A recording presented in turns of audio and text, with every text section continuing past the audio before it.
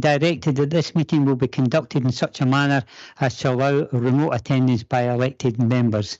The meeting will also be live streamed. Well, first of all, I'll make the introductions. My name is Bailey Billy Buchanan. I'm the convener of Falkirk Council's planning, and I'm going to go to my right, and then we'll have introductions from members and then introductions from officers that are here.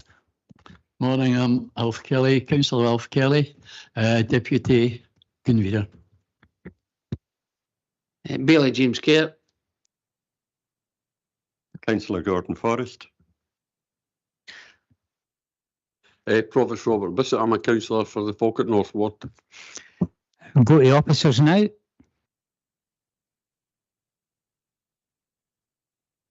Hi, Brent Vivian, Senior Planning Officer with Falkirk Council and the Planning Advisor to the committee on this review. Morning, Douglas Blythe. I'm the Legal Advisor to the committee. And Jack Frawley, Team Leader, Committee Services. Okay, thank you for that. Danny,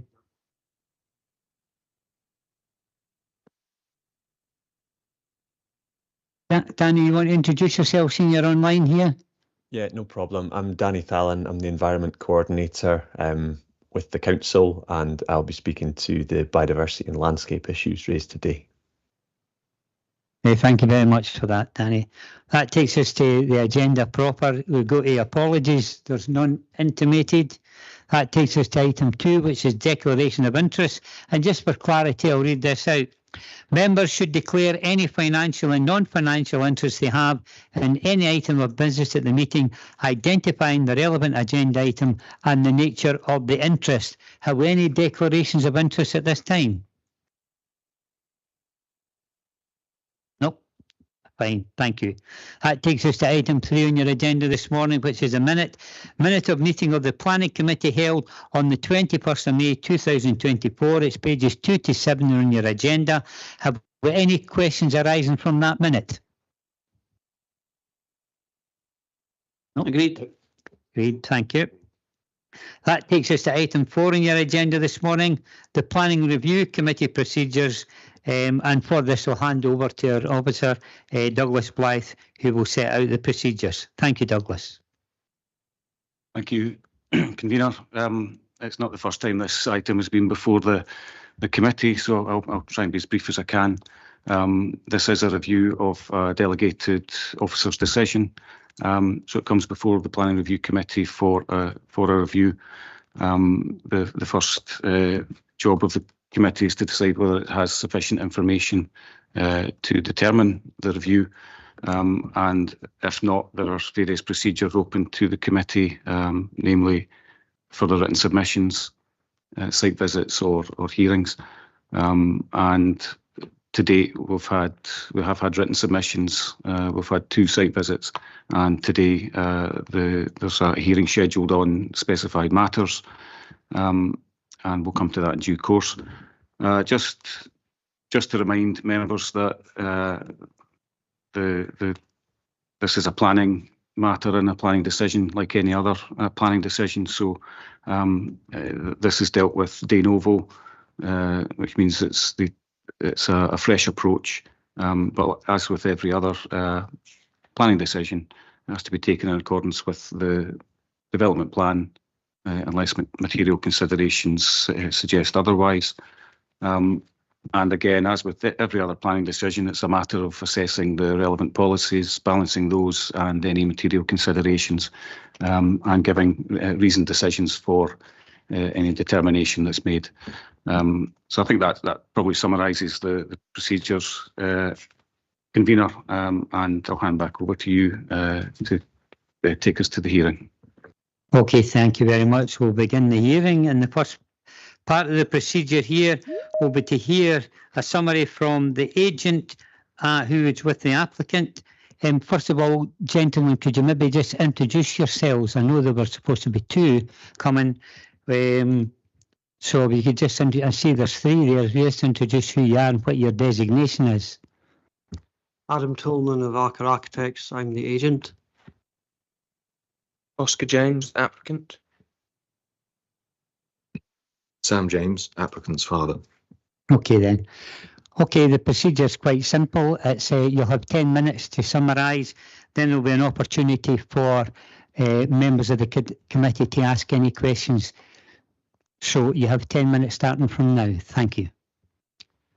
Thank you. We're going to split this between Oscar and myself, me for about 7 minutes and Oscar 3. We produced a statement prior to this hearing, which I'm sure you have all read, so I don't intend repeating the content. However, I would like to take the opportunity to highlight some important aspects of the application before you make your final decision. We recognise that some good quality trees will be lost in the process of developing this site. The Council's landscape officer has calculated this could be 11% of the overall number of trees surveyed, a figure we would agree with. However, please bear in mind that the end result is very important to us, and the woodland setting for the development is its unique feature. Without the woodland, you could be anywhere. Any trees that are taken out of the woodland will be replaced, whatever their category, B, C or U. All Category A trees are retained. Therefore, in the medium term, there will be no loss of tree numbers, with an ecological benefit of lowering the average age of the trees within the woodland.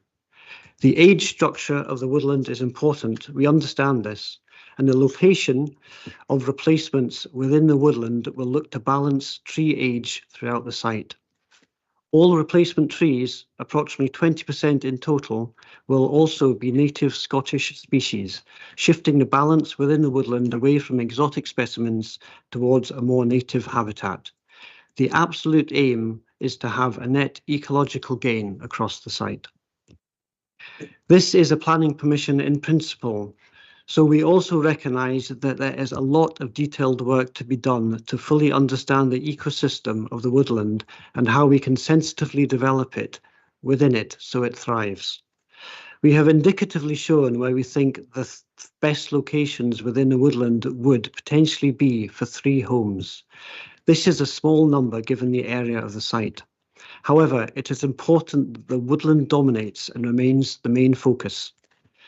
Further surveying and ecology reporting will confirm or possibly even relocate the proposed buildings to positions that have minimum impact on the woodland. In order to undertake this work to the necessary level, we need to know that the principle of small-scale sensitive development is acceptable. Hence the question before you today. We have spoken of a woodland management plan, but this should not be seen as a tidying up and sanitation exercise. Living and dead trees are important for biodiversity. The management plan would look at how to best achieve a broadly diverse ecosystem within the remaining 70% of woodland, out with the built development and what would be garden areas of the dwellings. At the moment, the woodland is a product of neglect. A green haven in the area, yes, but not necessarily as biodiverse as it could be. There are piles of garden rubbish lying around, presumably dumped from the adjacent estate, that act to sterilise the woodland floor, inhibiting the growth of shade-loving plants. As an area, it does not really feel that loved. As regards neighbour impact, the access points along Millfield Drive have been limited to reduce tree removals on this wooded edge. We also feel that it is important that the woodland character of the street is protected. The houses will sit behind retained mature woodland screening, having very little visual impact on the street or the existing houses along Millfield Drive. Finally, we do absolutely recognise that the woodland is a living, growing entity. We are proposing change, but that does not need to be seen as negative just because it involves building. We envisage an end result that could be incredibly positive all round. In our statement, I described how the design of the houses had been informed by minimising the civil engineering requirements despite the sloping nature of the plots. As we are discussing aspects of a PPP application, I think it is important that we do not get too lost in the technical engineering details of buildings that are yet to be designed. However, to address the point raised at the last meeting, small stepped footprints for buildings that likely cascade down the site is the principle.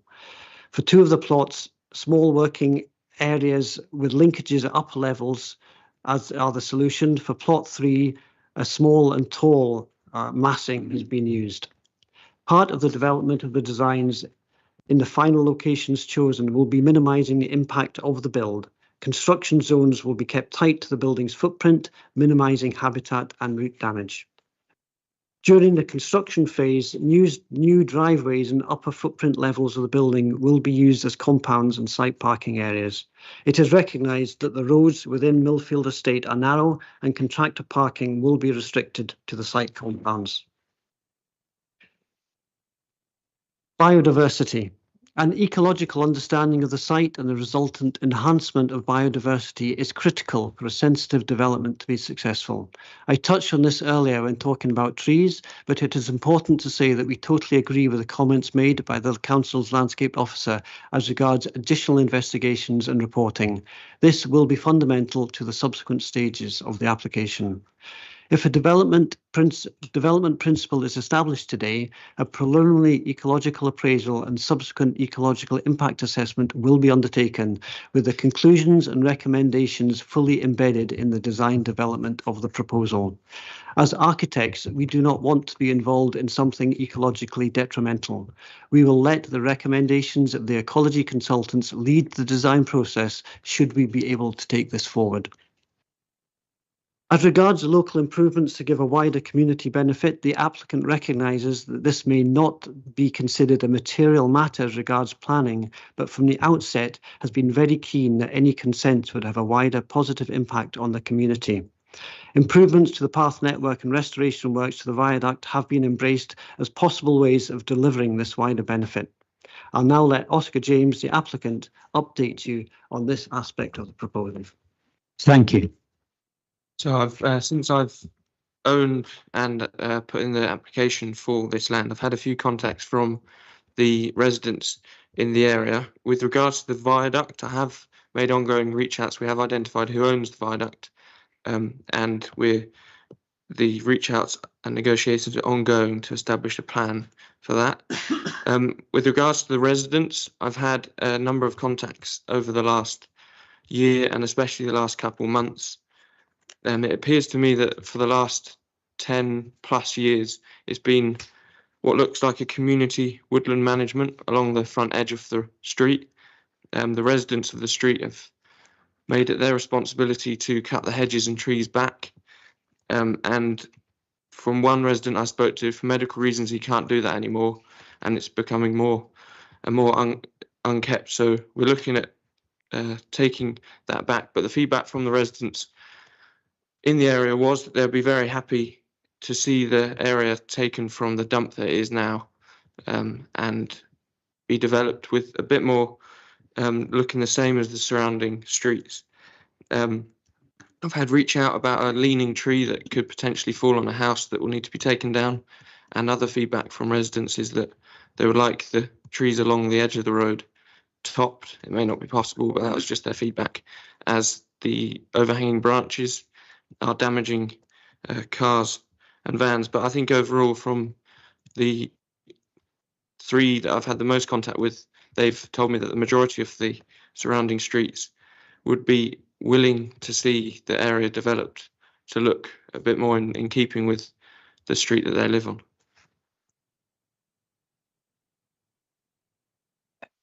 Is that you finished with your submission then? Yes, that's me finished. Finished. Okay then, thank you very much for that. There's now an opportunity for members of this committee to ask any questions of the applicant or the agent. Any questions coming from Bailey Care? Thanks, Convener. Mr. Thoman, thank you for your presentation. With regards to, we've been the site visit twice now, and when you turn the corner into Millfield Drive, there is a lot of the, I would call it, bushes all the way around the road. What's your intention with regards to, apart from the openings for the housing, what's your plans for the rest of that? Well, essentially, we are looking to retain the character of a kind of wooded side to the street. I think the residents of Millfield Estate are kind of used to that and appreciate that.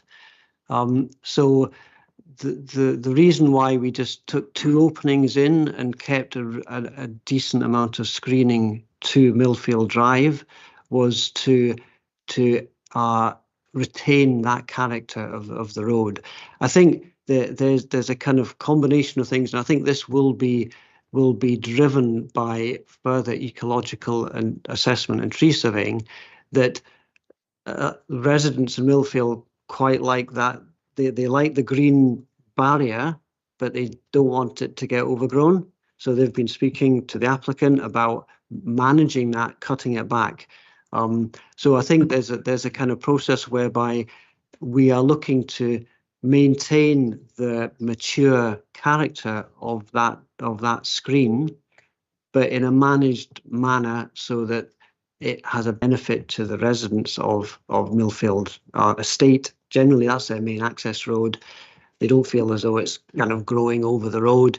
But yeah, so it's a kind of two-way thing whereby it's going to be green, it's going to stay green, it's going to be a screen, but it's going to be managed. Okay, thank you. My second question is, you touched on the building, and at the moment I understand, and it's important to understand that it is only a planning permission in principle. And as the members of the committee hear me saying all the time, we can't be asking people to spend thousands and tens of thousands of pounds on reports when they might not get the planning. So I understand that, but can you touch on a small bit? You mentioned about the construction, and I know there isn't a final design for it, but I'm sure it was the provost who mentioned it at a previous meeting of, just a matter of interest, how will you manage to erect the house considering the slope? Yeah, so you've touched on the point about the fact that this is an evolving design, but I think the principle is quite clear. You know, there are different ways of building into a slope, and one of them is to kind of half bury the building into that slope, so that you come in at one side and the slope drops down, you come out another side, but kind of half the building is buried. We're not looking at creating kind of basements and structures that are kind of rooting themselves down into the ground. We're looking at a kind of, I was kind of trying to describe it there as a kind of cascade of smaller footprints going down the site. So each small area, each footprint is kept quite small on a relatively small cut and fill plateau, and then you can step down to another one and you can link at a higher level. So you're keeping a lighter footprint on the ground plane itself, but you can still create quite a large overall structure. So that there are two types of topography that we're dealing with. Two of the sites are sloping. They're not that slopey in relation to what you can build on, but they have a reasonable slope on them. That's plot 1 and 2. Plot 3, there's a much steeper slope that goes down to the old curling pond. That, I mean, in the kind of in a topographical sense, is quite an interesting area because of the nature, because it's quite deep. And what we're looking to do there is really create quite a small footprint of building, which would be up at the top of the slope, but take that higher to maybe 2 or 3 stories. So we get the overall accommodation of the type of house that would merit being in that location, but on quite a small footprint. And also the fact that you've got quite tall mature trees around there. So you will have a building that kind of almost looks out into the treetops and into the trees themselves. So as a kind of strategy, we kind of got quite a clear idea as to what the strategy for those 3 plots would be. The plots are located in areas that we feel minimise the impact on the trees, and we think that the way that they are going to be formed will minimise the engineering on the site of the actual point they touch the ground. So that's what our thinking is. As you say, it's PPP, and I think you made a very valid point there about to what extent you expend investigative monies at what point. And the ecology reporting we're talking about here costs thousands of pounds, many thousands of pounds. Absolutely essential, but essential if the principle is actually agreed. If the principle is not acceptable to you as a committee, then there is no point in spending £10,000 on ecology reporting, which will be what we will need to do if we are going to take this forward. I totally agree, and I say it at every committee meeting, and that's why we didn't make these rules about PPP, and I think it used to be called outline planning. However, my next point is, and I don't know if you listened to the last meeting, but there was a big discussion on the trees, and as you've already explained, with regards to the capacity of the trees, and we've got in the report that 42 trees that will need to be brought down. And there was a big bit about our last discussion about roots. Do you envisage any of the remaining trees to cause a problem for the build?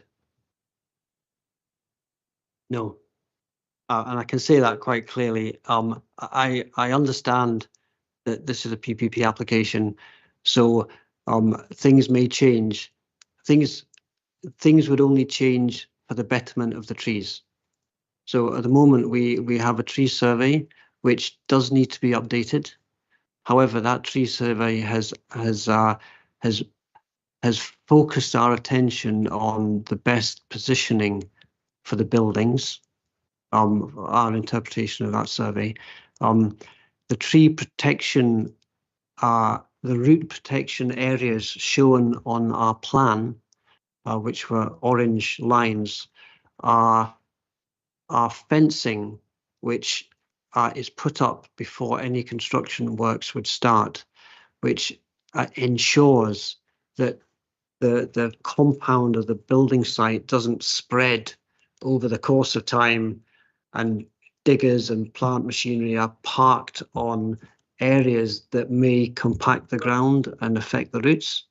So by going in, defining the build area, the build compound with Harris fencing, then everything happens within that compound, and that compound has been positioned on plan so that all the trees that are retained, their root protection areas, for which there's a calculation that's applied to the trunk size, are protected.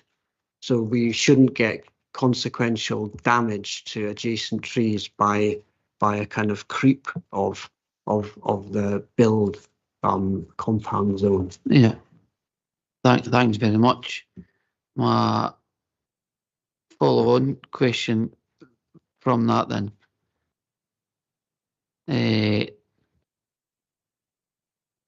You had stated in your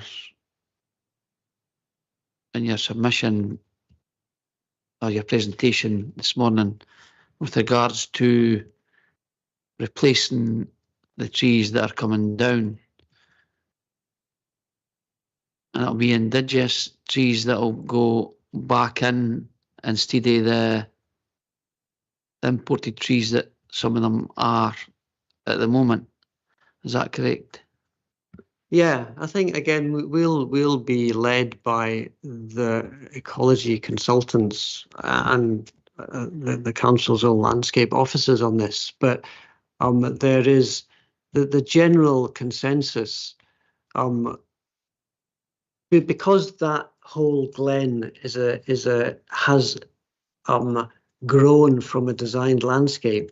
It's a Victorian a landscape populated by the plant collectors of the Victorian era. So we've got exotic trees, we've got redwood trees, we've got black pines, we've got exotic trees that are there because they were collectors' items as far as the Victorian owner was concerned. However, they're all getting quite old now. They were all planted in the mid 1800s. So by going in with native species, native Scottish species, the balance of that woodland will start reverting through the development of it towards a more native habitat, and a native habitat will encourage native species of other flora and fauna to evolve around it. So I kind of think it's a gradual process, but I think the process is to take that more exotic landscape from the Victorian era and nudge it slowly to become a more native overall environment. Okay, probably my final question at the moment, Convener. You had mentioned about the amount of garden waste that was in the middle of the trees. I have, when we were at the last site visit last Thursday, the tree officer for Falkirk, she was looking at the tag numbers for each tree to identify what species and what grade. And I just says, are you okay there? She said, I can't get to anything because of the amount of garden waste, rubbish, wood, bricks. As if the planning permission in principle was given, would you take all that out? Not just at the bits that the entrances are at. Absolutely, yeah. I mean, I think it's suffered. Like I say, it's neglected, and in its neglect, it's not as good as it can be on many different aspects. So I think what we're looking to do is make it as good as it can be. Now, yes, that does involve a degree of development, but it's on 30% of the overall site. I think there's a lot that can be done. I think that the fact there's a bit of a dumping ground for what people think is not rubbish because it's organic or whatever is like, well, it is. You're still dumping, and it is affecting that. That does affect the forest floor. That does, of course, the woodland floor because there's many shade-loving plants that could live there, but not under a heap of bricks and grass cuttings. So I think that the plan is to definitely take care of that site in an ecologically sensitive way. Otherwise, it will just stay the same as it is. Now, that might be the preferred option. I don't think it's the best option that we can collectively come to today. So, yeah. Right. Thank you, Mr. Tolman. Thanks, Convener. That's me finished at the moment. Anybody else like to come in at this stage for questions? Convener. Councillor Forrest. Thanks. Thank you for your submission. Thank you, Oscar. Thanks very much. I've got a number of questions, and I'm sorry, but they've been raised with me. I've raised a few points myself because I know the land very, very well, because I was former scout leader for there. I was a local resident. We'll start with the first one. The road into Millfield is private. It's owned by the residents. Where do you propose putting a compound for building? That will be within the site itself. So it'll be I think it's important that construction vehicles don't park up on Old Block. Millfield Drive. It's not a very wide road. So I think it's the first thing to do is to create the openings into the site, fence off the protection area that we've spoken to, Bailey Kerr, and then create an area whereby people who are working on the site can take their vehicles in, park up. As far as materials are concerned, that can be set down. So that will, the actual accommodating the construction process over the course of X number of months, a short period of time in the scheme of things, but still will have an impact on the residents, will all be out with the road and will be within the site. Right. Thank you for that. So at no point will the roads be blocked by construction traffic or the construction materials? Absolutely not. That's very important. That doesn't happen. I think that because of the type of road, because it's a private road that's owned by the residents, I think that would have to be put in as part of the conditions. So but this is only planning in principle. So yes, we can cross that bridge when we come to it. You say that the woods are neglected. And yes, there are wee bits of it. And like every area of greenery on the suburbs of the area, if there's a gap in the shrubbery, whatever, someone's going to go in there and chuck some rubbish. Yes, so I agree. But have you worked out how much of that ground is actually what percentage of the ground is actually contaminated with this? No. Because I know it, and it's not that much. We saw a few mounds of it last week, and yeah, it made it difficult to go. But that was only that entrance. So thank you for that. You realise that although it's neglected, it is still much loved. It has got great significant historical interest as well. 2 of the redwoods there were planted as an entranceway. And some of the trees that would come down, although they aren't the best trees in the world, they are still of historical note.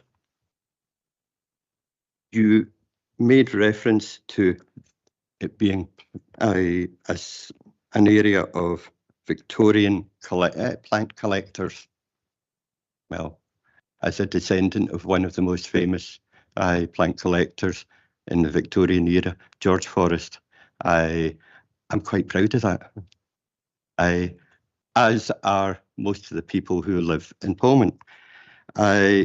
So that's the other point. We've got to work to that one. You said that you're going to half bury the building, which would take it down below the. Sorry, did I get that wrong? No, that the intention is not to half bury the building. Right. So no, that's absolutely what we don't want to do. So the ground level at the back of the slope would We go straight out, there wouldn't be any sinking other than, I take it, a few piles for. there would be the idea. I was trying to describe it as kind of gently cascading down the slope. Is that we're not like taking a story into the back of the into the slope on one side and having it open on the other side. The idea is to go down in small steps. So if you've got a slope, you absolutely, you know, floors are level, so you have to cut and fill. But if you reduce the overall footprint and scale of that cut and fill, you get a series of smaller steps, and you can then reduce the kind of engineering that is required. So we don't have the detail of that yet, but the principle is to keep everything smaller steps so that we're having a lighter engineering footprint on the site itself. Okay, thank you. Next one comes, I've got a problem with the routes and your viewpoint of them. I'm sorry, because you said that you're going to put up Harris fencing. Harris fencing are just panels with that are put into blocks. You don't see what's underneath that ground, and it is very, very dense. So how are you going to be sure that one tree doesn't lead into the next, because we've seen it at other places where the roots mesh. So how can you be sure of that? You can't. However, there's an accepted methodology for looking at the size of a tree. And if you take, for a single stemmed tree, if you take its diameter of its trunk, a certain height, 1.35. you do a multiplier to that, and that gives you a circle around that trunk, whereby as long as there is no impact on the ground within that circle, the tree roots, sufficient tree roots to ensure the survival of that tree, should be retained and undamaged. Now, it's not a mathematical thing. You have to apply it to the environment, but it's an accepted way of ensuring that trees in close proximity to development are given the best chance to survive. So all we can really do is apply that. I don't know, your ecology officer may be able to interject there. So what we've done is set the construction compounds out with all the protection zones of the retained trees, so that all the retained trees should not be damaged in a manner that would mean they die. Yeah, thanks. It's not so much out with your it's not so much your development area. I'm of the old school where I taught the kids in the scout group that for every foot a tree grew in height, it also spread a foot all round. Now, if you've got tree A at one point, and then you've got a tree B within that ground, within that root area, then one affects the other if it's taken down. And you may have 42 trees listed to go, but I can guarantee, I've seen it at other developments, that there are going to be far, far more than these affected. And some of the trees not a million miles away. Could I ask, Oscar, would that be okay? Could I ask you something? You say that you've been in talks with some of the residents and that you've done a wee survey of them and whatnot. How many? I haven't done a survey, no. You haven't done a survey, but you've talked to residents. I've spoken to residents, yeah. This is just chatting, it's anecdotal evidence then. Well, yeah, I've had conversations with Yeah. a few residents, yes. Okay. Roughly how many? 5. 5. Right. It's just there's a heck of a lot more than 5 people that have come to me to ask me about this. But I don't doubt you, and I fully agree with you. You know, you're getting some good results back from there. The other thing about the tree survey, it's quite detailed, and you went on about the cost. A colleague asked you about the cost of doing the planning, etc. And obviously this tree survey cost a wee bit of money. But can I tell you that we went in via the entrance in beside the big pine tree. The big pine tree is marked as a sycamore. So if that's faulty, there's at least one other tree that's faulty. I don't know if you're aware of that, but that's what's happened.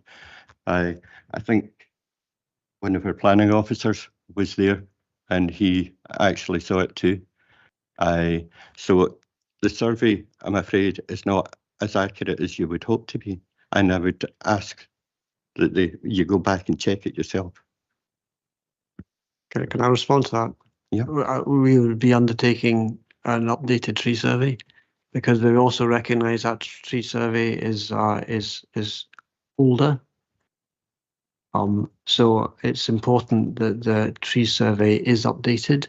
So if there are, I was unaware of that anomaly that you've highlighted there. If there are anomalies in the numbering of the trees and their reporting, then that would be picked up.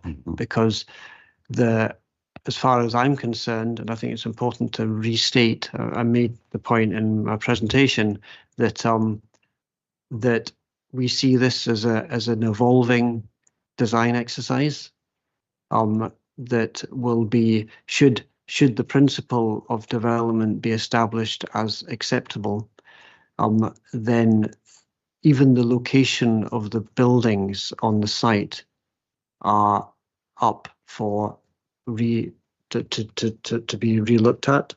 If we have updated tree survey information, say it highlights an A-grade tree that we didn't think was there or was in a different position, that will absolutely impact on what happens with the buildings. The tree survey and the ecology reporting, I think, is the primary driver. And then and in understanding the results and recommendations of those reports, then it will highlight the least sensitive areas within that environment that we can build on, and then we will develop proposals based on the least sensitive areas. I'm not saying that there will be no impact. Of course, there will be an impact, but if we can pinpoint that to be in the least sensitive areas of the woodland, and then implement the recommendations for other areas of the woodland to offset that impact, so that overall we have a better environment, then that's the principle that we're going for.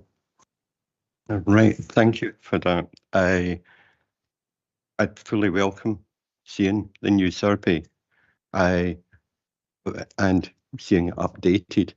However, you can't update faulty information, i.e. the species of the tree. That is to completely change it. Upgrading means shifting the grading of the trees from perhaps an A to a B, or a B down to a C, etc. That doesn't take into account the fact that at least one of the trees is wrong. Again, I don't know how extensive this anomaly is. If I don't know either. Happens to be one tree we're talking about, which is skewing the discussion.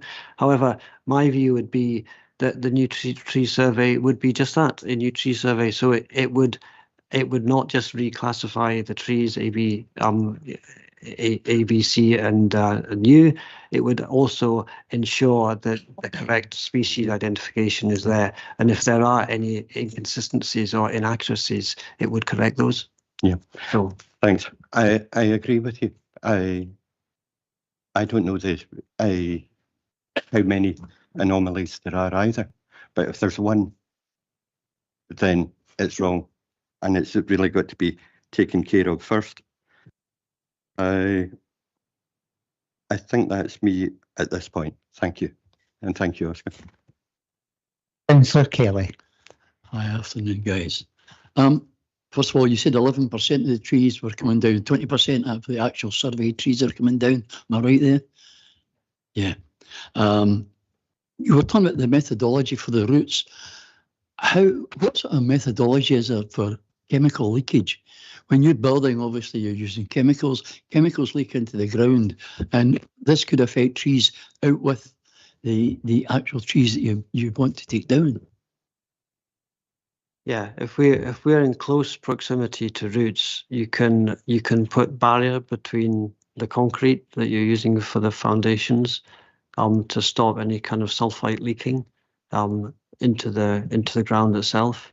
So there are ways of ensuring that. I mean, essentially, that would be the primary concern, that what you are casting in for the foundations would somehow have a knock-on effect on the proximity of roots. So I think that can be. There's also different types of foundations that we can use. So I think we could look at what the risk factor of that would be, and ensure. And again, I think that would be in conjunction, the liaison with your officers, to ensure that these root protections in every sense, not just physical, but chemical, are actually are designed to ensure that the trees that are retained survive. That's the whole point. So, thank you. Yes, your officer later on the same subject. But thanks for your time there. Okay, thank you for that. Any other questions? Probus Bissett. Thanks, Convener. Good morning, Adam, Oscar and Sam. Thanks for your presentation. It's very helpful. I initially had some concerns about the slope and how you would build on it, but I've since done some research on how you build houses on slopes, and based on what you've said today and the stepped approach, that's more detail that would follow, because this is only PPP, if granted. So I'm quite comfortable with that any design could be sort of worked through. When we did the site visit, we were looking at the trees, and we seem to be talking a lot about trees. There was an awful lot of rubbish lying around, at least like a dumping ground, and there was seemed to be a lot more bushes and trees, to be honest with you. So for me, we cleared about 200 trees away from Westfield, and I don't know if there was a survey done on them, and the deer and all everything had to go somewhere. So I don't know how much detail we spent on that, to be honest with you. There are houses built further up in Millfield Road or Millfield Drive. So clearly, before they were there would be trees there as well. So the same process would have been applied, and these trees would have been removed to allow them to build in a similar area. So I just wanted to kind of touch on and you did say there's going to be a net ecological gain, which is a comfort as well. The ultra low carbon homes, the kind of passive house approach, how could you maybe say a wee bit about I know it's only PPP, but I'd just like to know a wee bit more about that.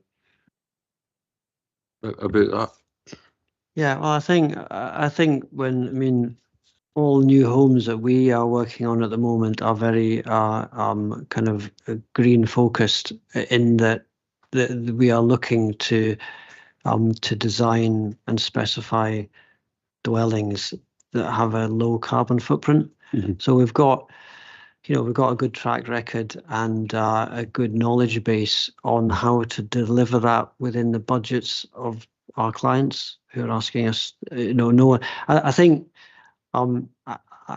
it's almost easier now after energy prices went up.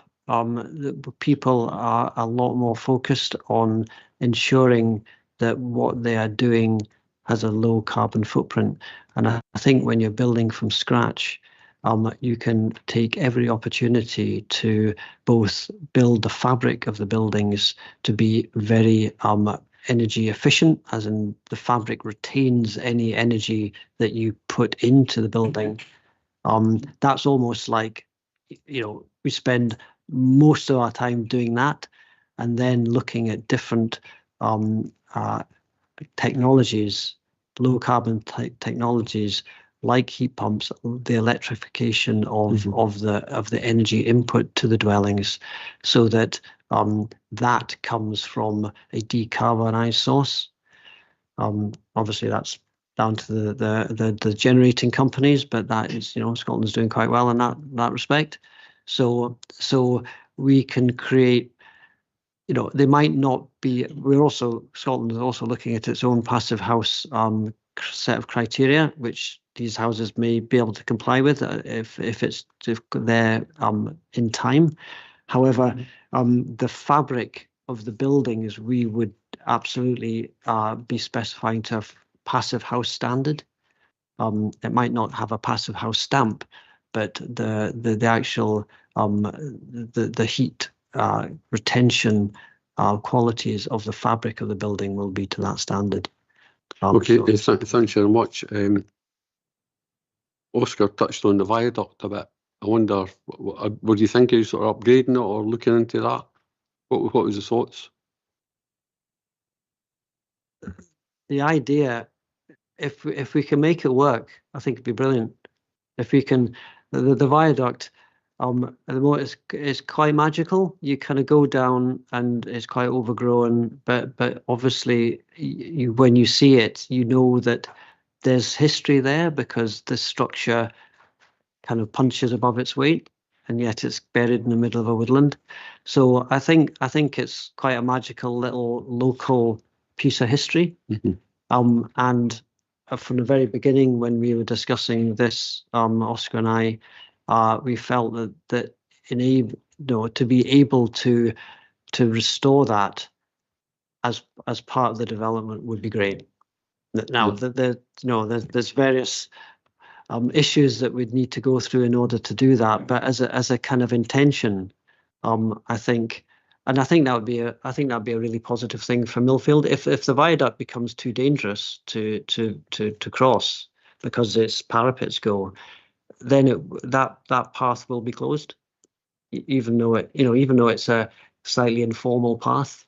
The council will probably have to take some kind of action to ensure public safety, and that will be shut. And then the route to the park becomes much longer, and there's a community loss there. So if we can make that happen, we will absolutely make it happen.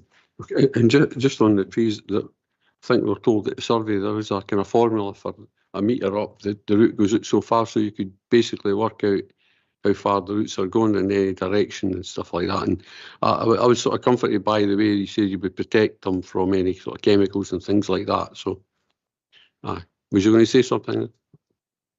No, it was just really to reiterate the fact that there's a methodology to use that we can ensure that we are using best practice to make sure tree damage is minimised. Okay, that's all my questions for at the moment, Convener.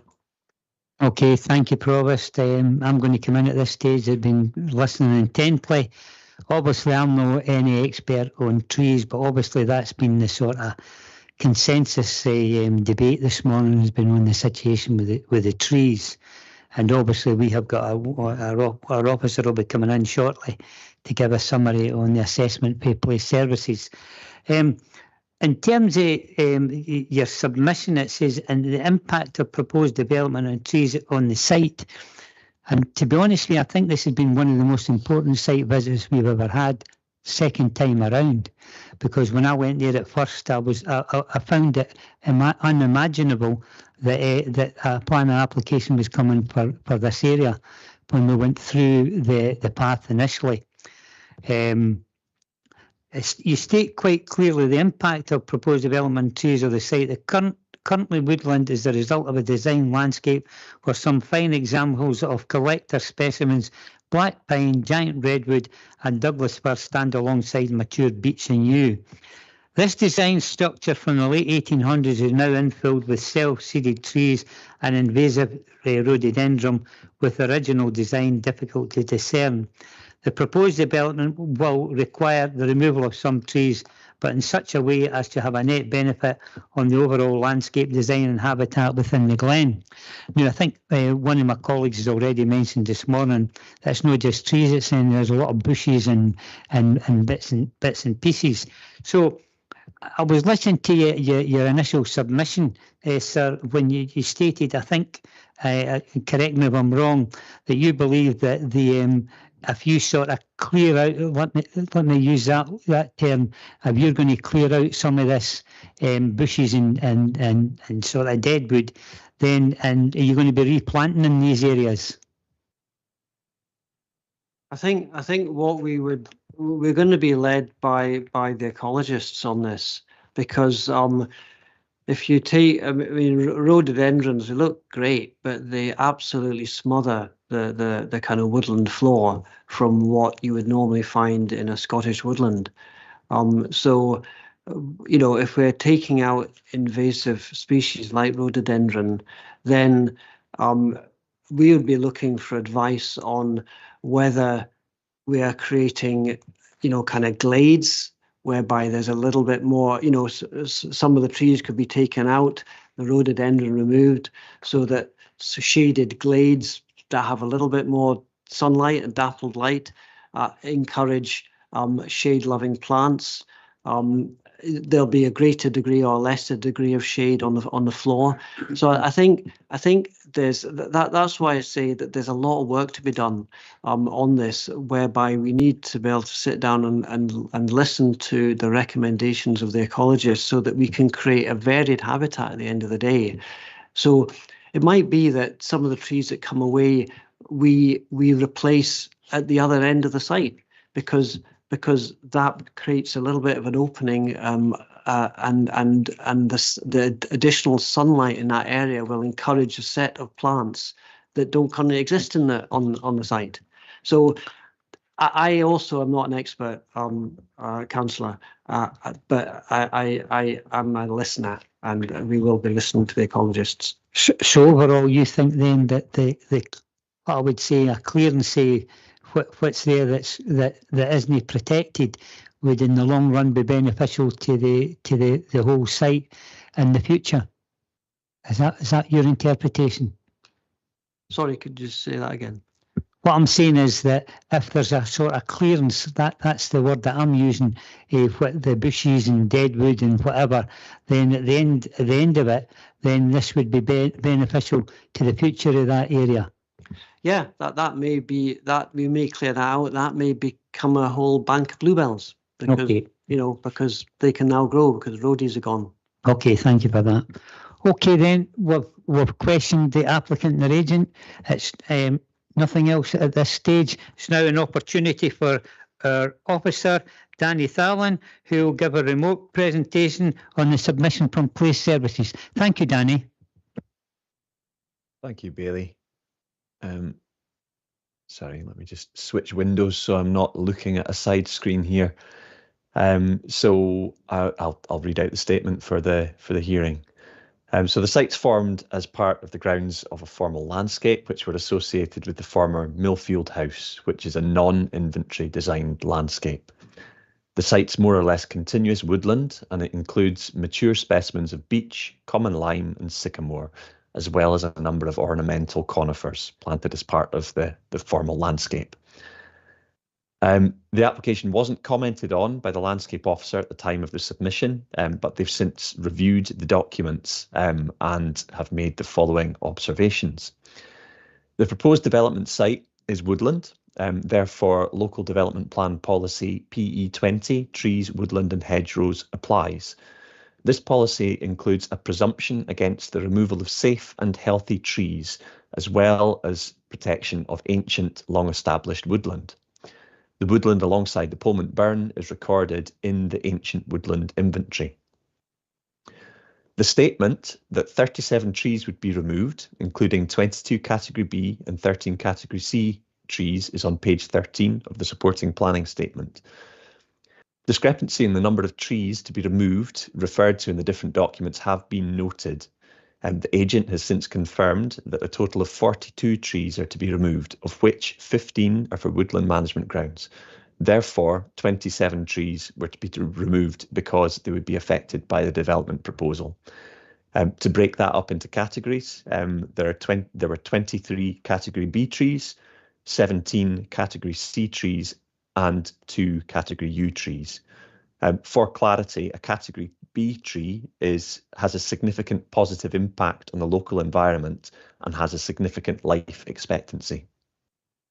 It's perhaps more helpful to consider the trees to be removed as a percentage of the total number of trees surveyed. Although the tree survey covers a slightly greater area than the application site, a percentage gives a better illustration of the level of impact to the woodland and local area. Removal of 42 trees equates to roughly 20% of the number of trees surveyed, so 1/5. More than 50% of the trees to be removed are Category B. The majority of Category B trees are classified as B2. This refers to their importance to landscape value and can also mean that in woodlands or groups, the trees attract higher rating than they might have as individuals.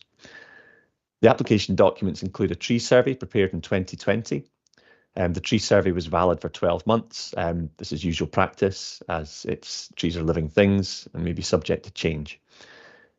The tree survey reports include recommendations for tree works, and these include work for tree management and safety, as well as the removal of trees affected by the development. Affected by the development refers to trees which would not otherwise be removed in the absence of the development. It should be noted that as this is a PPP application, the actual number of trees proposed to be removed may change if an application for full planning consent were to be submitted. Locating dwellings within woodland is likely to bring pressures in future to remove trees, as has been experienced in other developments. These trees are not protected currently, but a process has been embarked upon to designate the area using as a tree preservation order. Biodiversity. The application was not commented on by the local biodiversity officer at the time of submission, and the following comments are based on her initial observations following a high-level review of the application documents. Protected species.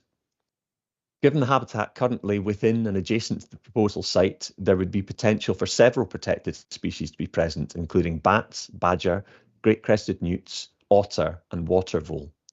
In addition, there's a significant potential for impacts to breeding birds. Protected species surveys are required. Habitats. Habitats within or adjacent to the proposed site and potentially impacted by the development include mature semi-natural broadleaved woodland, pond and wetland, and the burn corridor. Given the potentially significant impact on these habitats, it is suggested that ecological surveys should be required to allow a full assessment to be carried out. Any judgment about the ability to mitigate negative ecological impacts and deliver enhancements to provide overall positive impact on biodiversity would have to be based on sound ecological data about the site.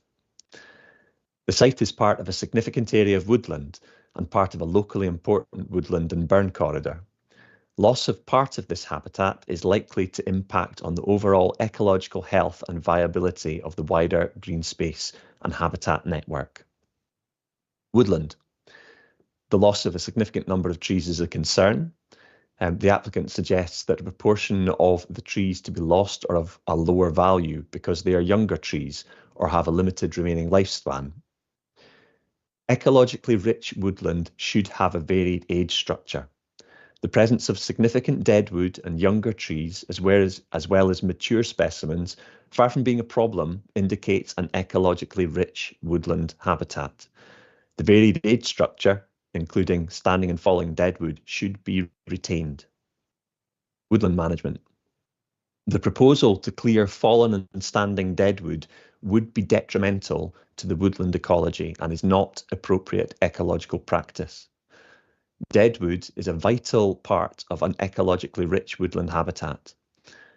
Proposals for woodland management and invasive species control must be informed by suitable ecological surveys.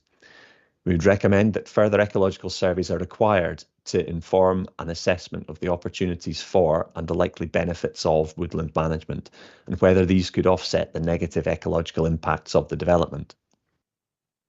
The area and control of the developer and out with the immediate environs of the 3 proposed properties is relatively small. It's unclear whether a 10-year management plan for these areas would deliver significant benefits for the woodland and riparian corridor as a whole, and whether they would compensate for the likely negative ecological impacts of the proposal. It's unclear how potential impacts on the wider woodland, pond and riparian habitat can be mitigated or compensated for, as this is out with the control of the developer. Invasive species. Control of invasive species, such as rhododendron, Japanese knotweed, Himalayan balsam, is to be encouraged. However, control of these species within just the land controlled by the developer alone may have a limited positive benefit and is not itself a justification for the loss and degradation of parts of the woodland habitat. So in conclusion on biodiversity, the applicant has not provided sufficient ecological data to support their application, and therefore they fail to demonstrate that protected species will not be impacted, that ecological benefits through woodland management and invasive species control can be delivered and will mitigate the negative impacts of the development, and that the overall positive effects for biodiversity can be achieved. And that's the end of the statement. Okay, thank you very much for that. A very fulsome summary from you, sir. Now it's an opportunity for members of the committee to ask any questions in relation to the presentation that's just been given by Mr. Fallon for Place Services. Any questions arising? Councillor Forrest. Thanks. Thank you for your statement, Danny. For the benefit of the councillors, we've heard about the height to growth ratio of the roots. Could you perhaps just explain that? Because I had, as I said, I was one of the old school. For every foot, the roots grew out a foot. But there's a better way of doing that now, I believe. So could you just run over that? Well, I mean, first, a disclaimer, I'm a chartered town planner. I'm not a qualified ecologist. We have a biodiversity officer within our team. So my understanding is based on line managing a biodiversity officer and a landscape officer. My understanding is that what the applicant has said around there being a kind of established ratio for trunk width to root spread is absolutely common practice. And if observed, whilst you can't absolutely guarantee that none of the tree roots will extend beyond that boundary, as was stated, a sufficient amount should remain to ensure the value for that tree. But that very much is it very much depends on control of that root protection zone during the construction, which of course responsible site management should assure. Okay. Thank you. Billy Kerr. Thanks, convener. Thanks, Danny. So, leading on for the question that Councillor Forrest says there. So, the statement that I've just read out, what expertise have you on that statement? I am the line manager of the 2 officers who inputted to that statement. So I'm a chartered town planner. So you have no experience on what you've just read out. You've just read out what your officers have statement that your officers have given you. Yes, that is correct. I do not have professional qualifications in either landscape or ecology. Right, thanks very much, Danny. Can I just ask, you mentioned maintenance on a few occasions. How much maintenance for trees in the landscape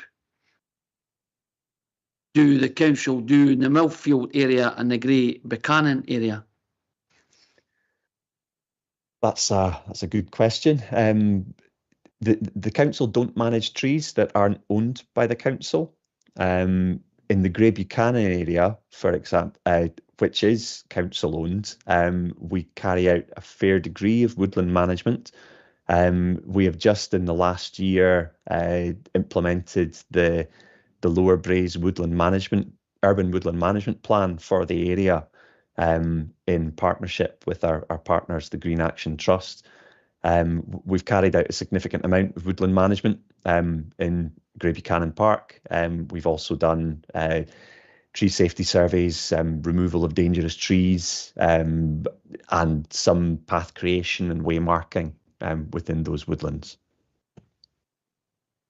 Right, okay. You also mentioned, Danny, on a couple of occasions that the officers for the biodiversity and the tree officers didn't make comments in the first instance. Why not? So our unit is not resourced to provide biodiversity comments at the planning application stage. We had two part-time biodiversity officers, one of whom left their post 10 to 12 years ago due to the need to find savings. They were not replaced. So for the past 10 to 12 years, we have not provided biodiversity advice on planning applications. I can't really speak to the reason why the landscape officer didn't provide input to this planning application. It may have been she wasn't asked by, formally requested by the development management unit.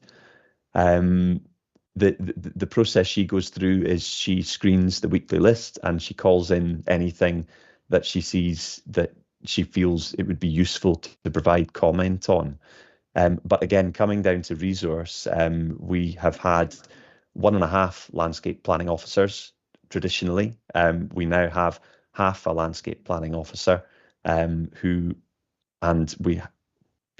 essentially we have a wide and varied workload, including controlling impacts on protected trees,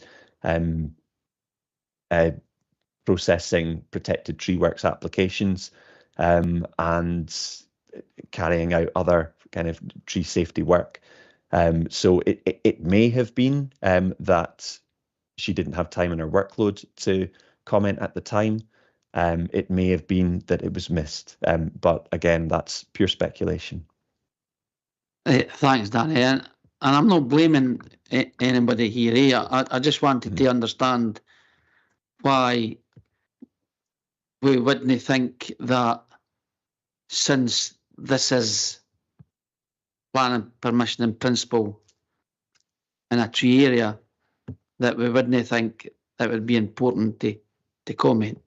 With regards to, you mentioned about the biodiversity report, would it be common for officers to ask for this planning permission in principle stage? My understanding is that it would if there were likely significant ecological impacts.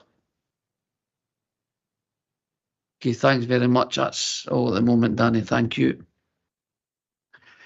Councillor Forrest. Could I return to you, Danny? Thanks. I understand that your background's in town planning, but you oversee these two officers.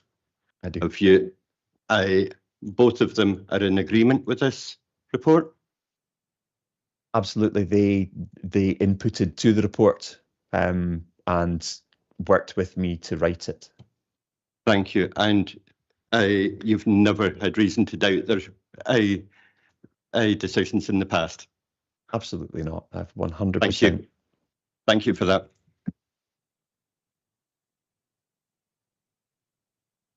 Thanks, Convener.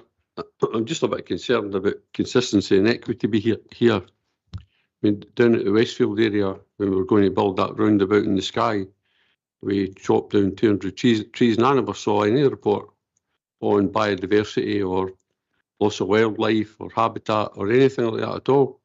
So maybe one was produced, but I certainly never saw anything. I just saw about 200 trees disappearing. So if we're going to be consistent and equitable across the council, surely we should be having a report for everything at all. That was a great detailed report, but I would have thought there should have been one for that as well. So I'm a wee bit concerned that we didn't produce, or certainly never saw one for that. So that kind of concerns me a wee bit. I'm sure if planning permission and principles agreed, there would be a further ecological study as well, to try and iron out a lot of these areas. So thanks for the report, Danny. Thank you. You're welcome. Thank you for that, Provost. Danny, could I maybe ask you a question, sir? Thanking you very much. During your summary, you mentioned one of the major issues for trees, because this is what really it's been boiling down to. One of the main issues for trees and applications, and I've been on planning for 30 years now, is the word TPO. Now, TPO is a tree preservation order. Now, you mentioned in your summary that there's no TPO in this site, but they're looking at the possibility. Well, could you maybe expand on that? Yes, to give you a bit of background, so we embarked on a review of the legal documentation behind our tree preservation orders, maybe about half a decade ago. And during the process of doing that, we discovered that the tree preservation order, which we thought covered Grey Buchanan Park and Millfield, had not in fact been properly registered back in the 1970s with the appropriate authorities. So I think the common understanding in the area is that the trees are legally protected. They are not currently, but part of my landscape officer's workload is to basically get those tree preservation orders, which were never made, but still would have value being made, to get the process formally concluded. So work is underway to review the Millfield and Grey Buchanan Park former TPO now, to get it formally designated. But that would be a process which would involve consultation with landowners, etc. You know, I think the important point is that the trees are not protected currently. Yep, that's the question, and this might be an unfair question to yourself, but the fact is that this application coming in, did that sort of stir or jog officers into what you're telling us that they're involved in just now? Oh, absolutely. I mean, it was on our workload already, but it has certainly put it higher up the priority list. And that wouldn't be unusual. You know, quite often, you know, work to legally protect trees is stimulated by development threat, so to speak. Okay, thank you, and I appreciate your professionalism. Thank you. Okay, have we any more questions to Danny? Now, just to say to the applicant or the agent that you have an opportunity when all speakers are finished, including the objectors, to ask any questions relevant to their summaries. Okay, you understand that? Thank you. Now, we have a written statement came in from Patricia Casals, who unfortunately can't be here. It's in pages 25 to 26. This is our objection. Now, just to double check online, is Patricia Casals there?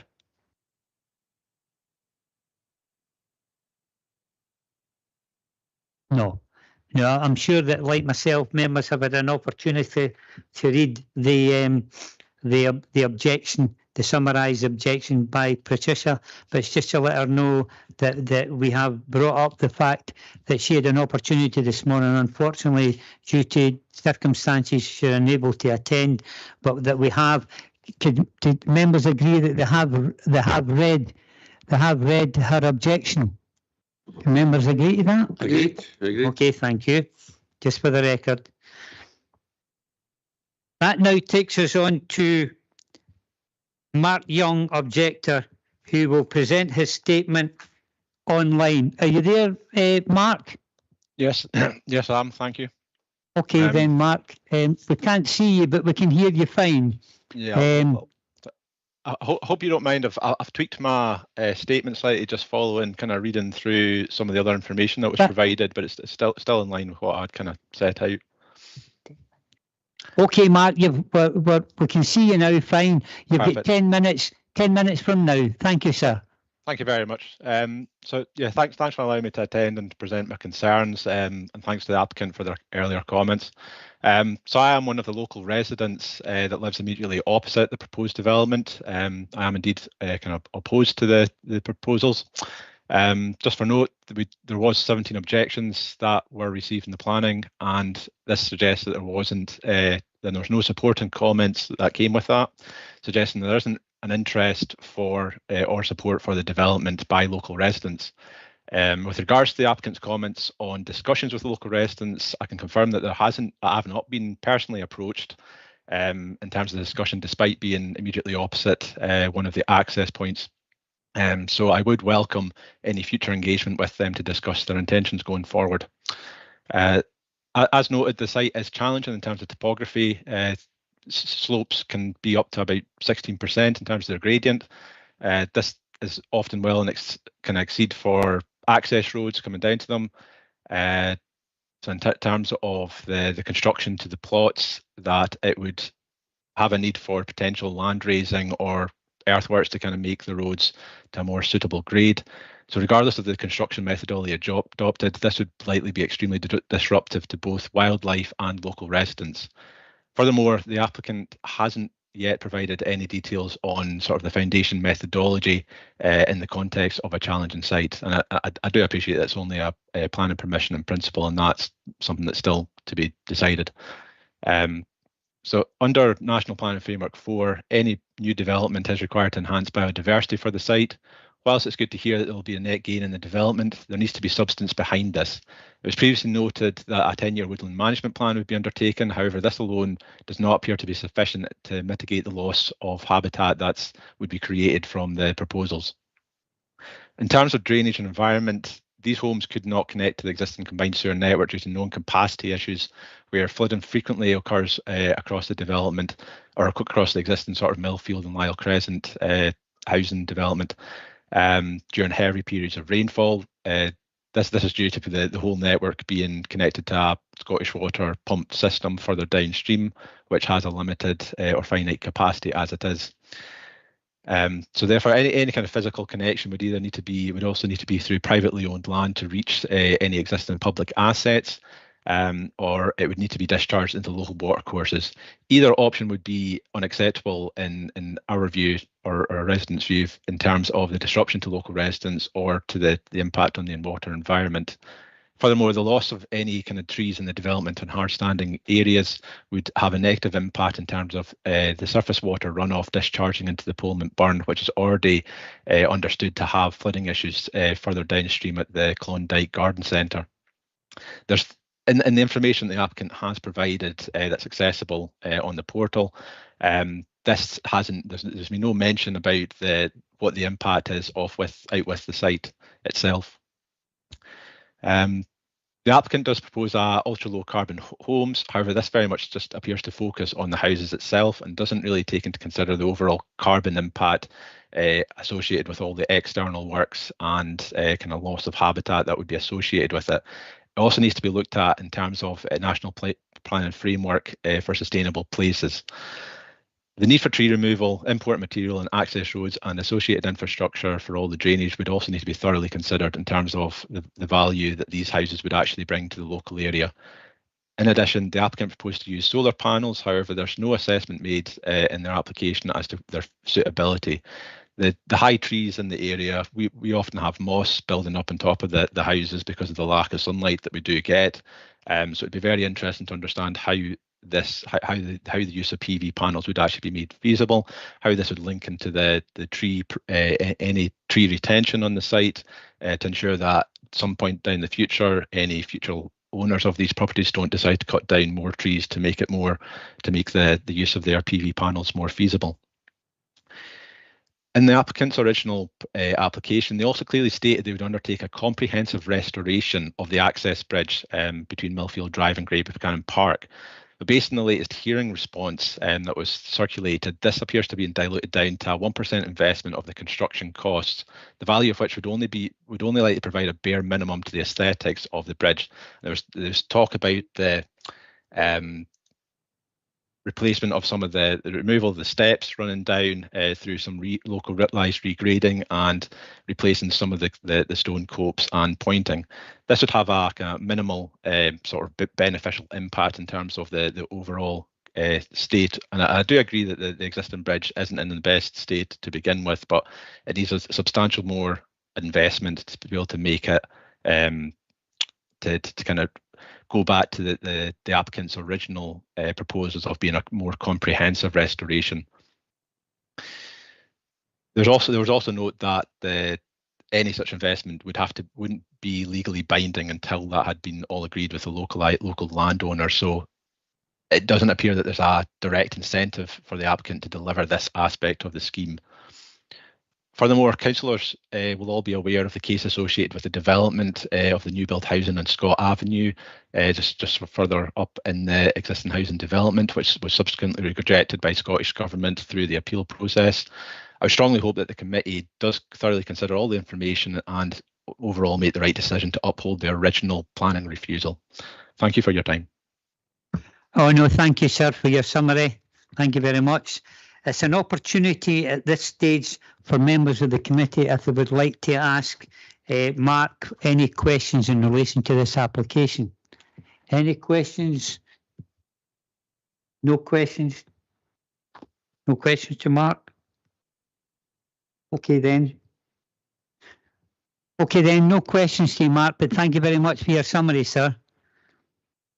It's now an opportunity, as I've stated before, to the agent of the applicant to ask any questions in relation to anything that's been summarised. Hold on.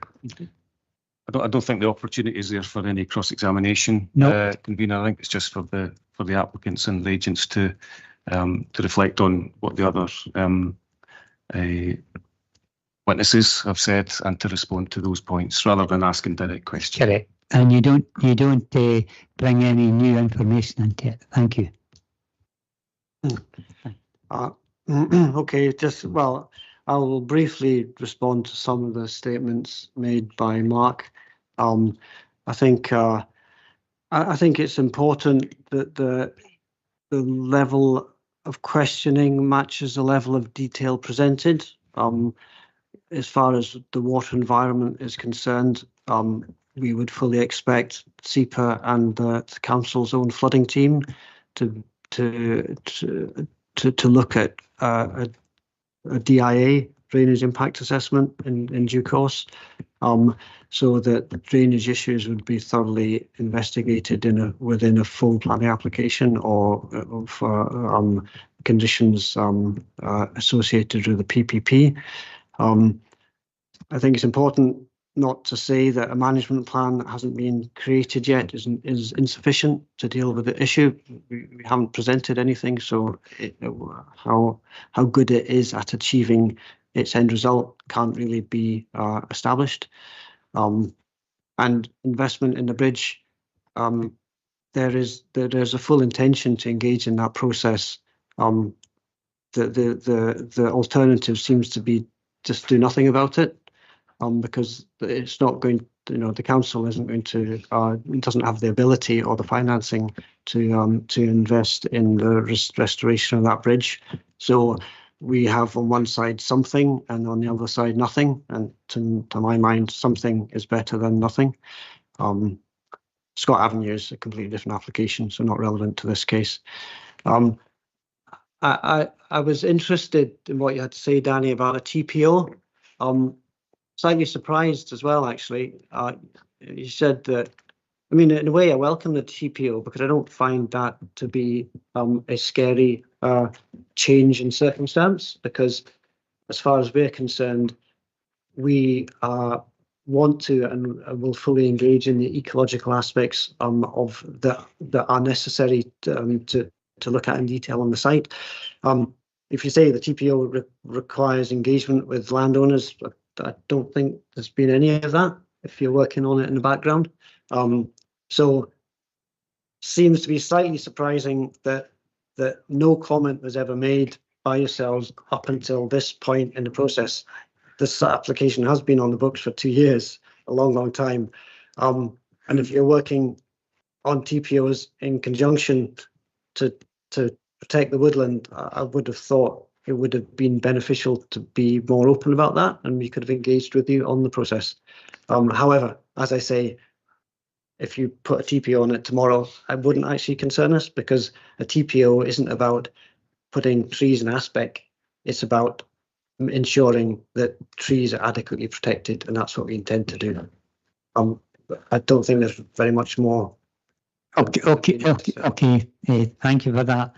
Before I bring in our planning officer, Mr. Vivian, I'll just come back to you, Danny, just for 1 second in relation, because I think it's a very important issue. It was brought up by yourself initially in relation to the TPO. Now, in terms of a TPO process, consultations, etc., how long would a TPO process take? Oh, goodness. It seems like forever. How long would it take? We've just served one up in Hags, from start to finish, from kind of doing the tree assessment, gathering the legal documentation, carrying out the consultation, looking at responses, and then finally making the TPO. It was about 6 months from start to finish. Okay, thanks for that. An opportunity for our planning officer, Mr. Brent Vivian, to summarise the application in front of us, and also has an opportunity to listen to the debate and wants to add anything in relation to the discussion that's taking place. Mr. Vivian, thank you, sir. Thank you, Convener. Probably worth just going through some of the background, just to remind the committee on the nature of the development and so forth. So, firstly, the review relates to refusal under delegation of an application seeking planning permission in principle for development of land for residential purposes and associated infrastructure. The application is supported by an indicative layout showing 3 detached houses.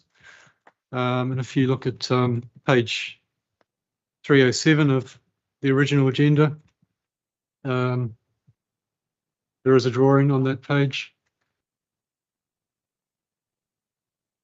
That drawing identifies the overall application site in red, the indicative location of three separate plots. Plot 3 would have its own access towards the north, and plots 1 and 2 towards the southern end of the site would have a shared access point. The plan also shows in blue the additional land within the control of the applicant, and that is an area of land to the north of plot 3. That plan also shows. Just, is that still on page 307? 307, yes. where the poppers we didn't get colour. It's just Oh, black, right. Okay. right. Um, I'm fine. Guys, for me, because everybody else is the same boat. Everybody else has got black bait. I just saw when you're making comment. yeah, sorry, I hadn't. Just go when you make comment, Ben, that you understand that we have not got the colour. Okay. So the area I referred to in terms of the additional land within the control of the applicant is on the north side of plot 3. That plan also shows the trees that are proposed indicatively at this stage to be retained. Some of those you'll note within the plots themselves. The majority are out with, but within land, obviously within the control of the applicant. The site lies mostly out with the urban limits within the countryside and the greenbelt. It lies within a designated open space area and within the Park Hill House Grey Buchanan non-inventory design landscape. And as you know, is a wooded site forming part of a wooded steep glen through which runs Polmont Burn. As you've heard, the location itself was originally part of Millfield Estate. The original Millfield House was demolished in the late 1960s, but elements of the planned landscape, for example, specimen trees, remain.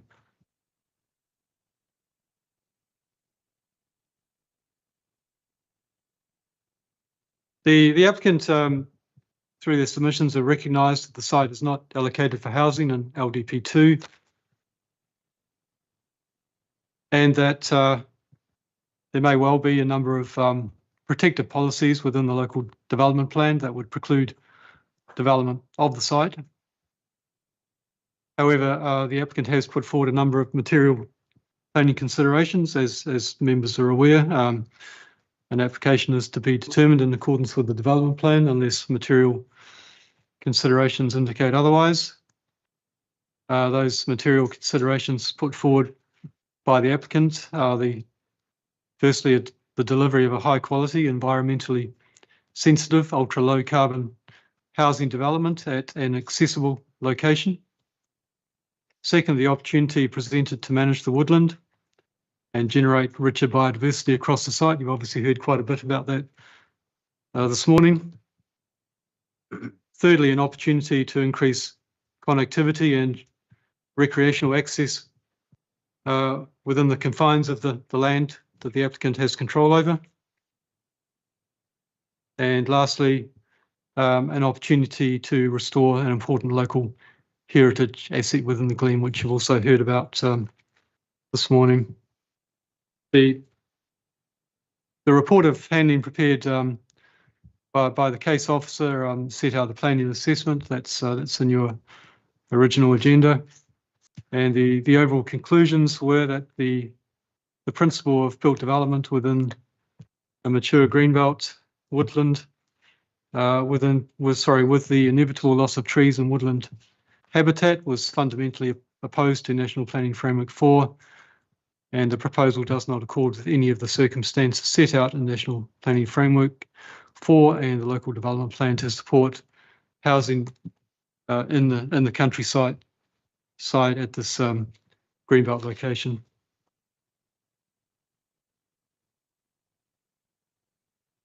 So that takes me on to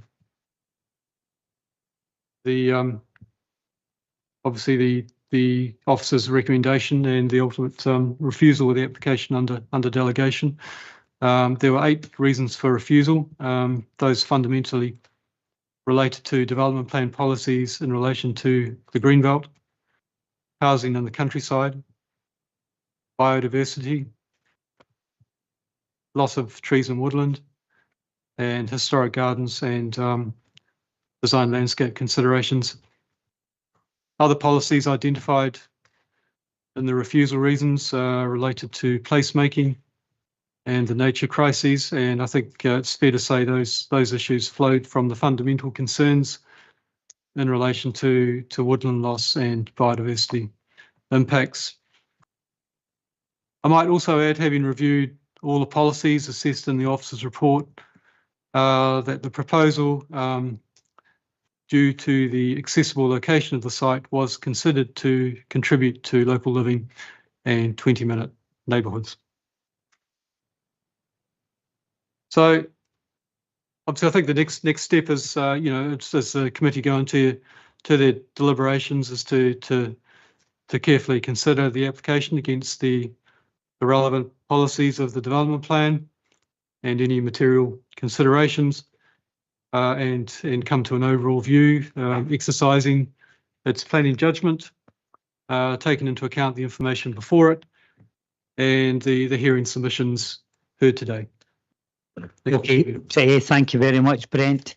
Could I say at the outset that I'd like to thank everybody that's took part this morning, applicant, agent, the objectors, and our officer Danny Thallon and other officers and members.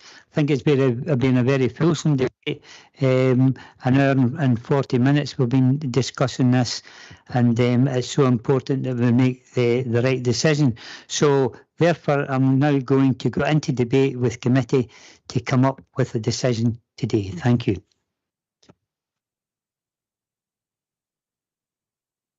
I'm going to members now. Anybody like to come in at the beginning here? Councillor Forrest, thank you, sir. I may as well be first, I think. That's it. I'd like to echo what convener has said. Thank you very much for your points. Thank you, Danny, and Mr. Young as well.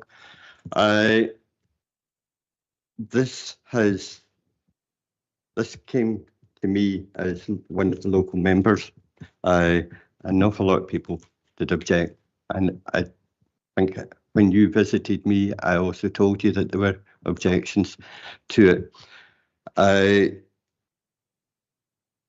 The amount of time and detail that we've spent on the trees shows that we are taking this seriously, and we have got great concerns. I understand the points you've got about it being like a rubbish tip behind the bushes, and believe me, when this is heard on YouTube, the local community gardeners will be out and they'll come along, I'm sure, and clear it. There are a good number of points here.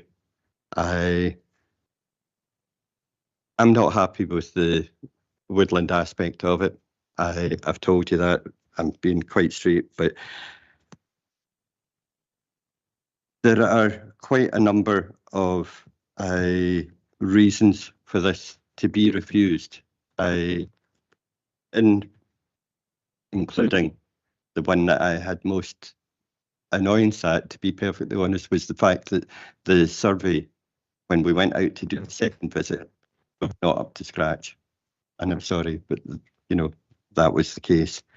But the application is still contrary to PE01 placemaking, the PE10 historic gardens and designed landscapes of Falkirk Council. I'm just paraphrasing this. The application is also contrary to PE14 countryside and HC05 housing in the countryside. PE15 breaches the green belt area. It's also got, as Danny Thallon had said, about PE19 biodiversity and geodiversity. PE20 trees, woodland and hedgerows, and HC01. There's probably others, to be perfectly honest. But because of all of these, I'm afraid that I've got to say that I'd like to support the officer's recommendation that this application be refused at this point. Thank you. Thank you very much. Thank you, Councillor Forrest. I'll bring in our legal officer, Douglas Pye. Douglas. That's convenient. Could I just clarify with Councillor Forrest that as well as the the LDP policies that you've quoted, the equivalent MPF4 policies. Okay. Very good. Just to clarify, Billy Kerr, you get your finger on the pulse there. Thank you, Yeah. sir. I'd just like you. That's just where we are. We've got now we have a motion moved by Councillor Forrest to agree the well, there are no recommendations in here, but just to agree to refuse the appeal. Thank you. Thanks, Convener. Like other members of the Local Review Board, I'd like to thank the officers who have taken part, everybody who's made a response, Mr Young and Mrs Cassells for putting their cases forward, Mr Toman and the applicants. As Councillor Forrest has already alluded to, it's been a long process, and with regards to getting the plan in, I think it's been a bit an eye-opener for me personally, because of the density of what most people have been concerned about has been the trees. And I don't think in the 7 years I've been in the planning committee, that I've come across a situation like this. So it gives you an understanding what's really involved. And as I said previously, I wished that Danny's team would have engaged for the start. They gave us a better understanding from the start. However, Councillor Forrest has gave reasons for refusal.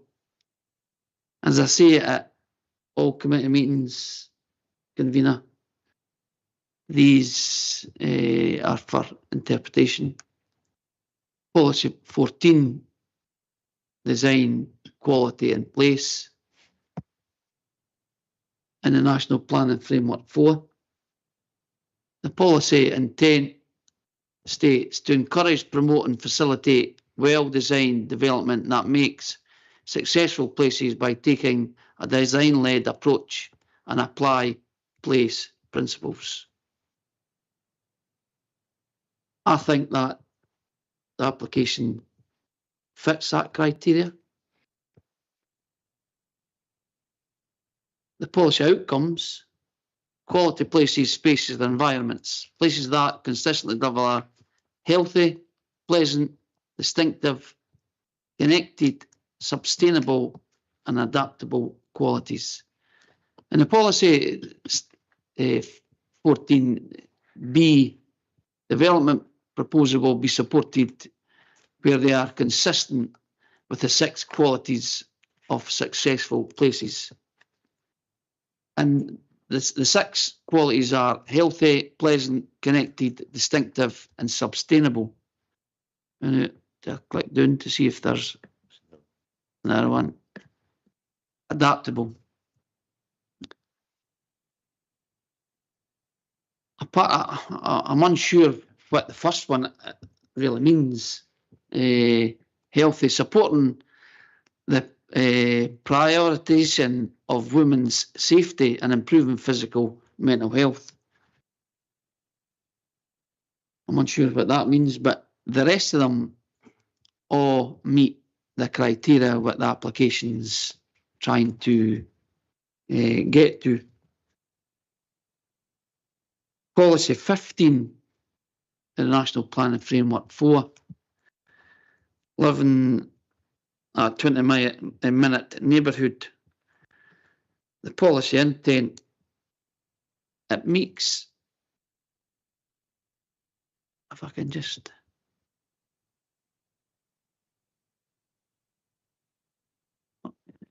sorry, Convener, it's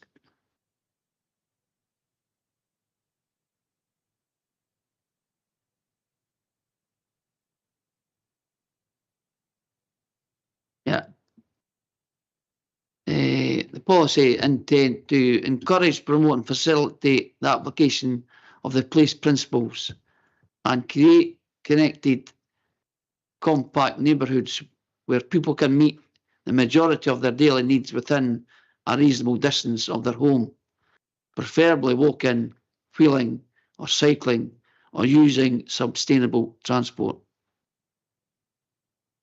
This is a proposal that is at the outskirts of a very popular village, which, like Councillor Follis, I represent. And it says, does it meet the criteria in this proposal for living in a 20-mile neighbourhood? Well, policy 15A, development proposals will contribute to local living, including, where relevant, 20-minute neighbourhoods.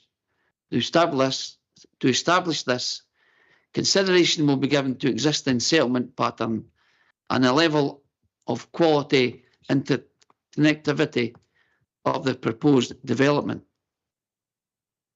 Now, there's certain criteria that it's got to meet in the area for the 20-mile neighbourhood, which is childcare, schools, lifelong learning opportunities, health and social care facilities, shopping, employment, playgrounds, community gardens, opportunity for allotments, sport and recreation facilities. That meets all that criteria. And I can see, on the other hand, the reasons why it can be put as an objection. But you've got to have an objective to look at it from both angles. Can I just go to the HC01 and the local development plan, which is house and land?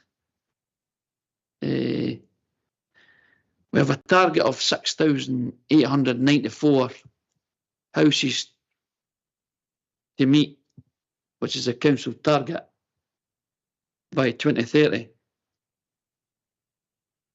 And at the moment, we're not in the target to reach that. So I would say this would be classed as a windfall site. It's 3 houses. With regards to policy 6 in the National Planning Framework, you just bear with me, convener.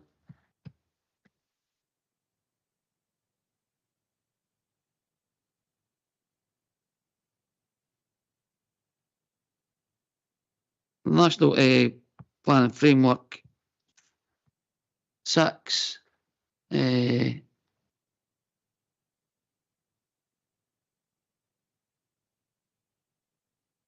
on development B point, point 3, 4, 5, 6 and 7, which the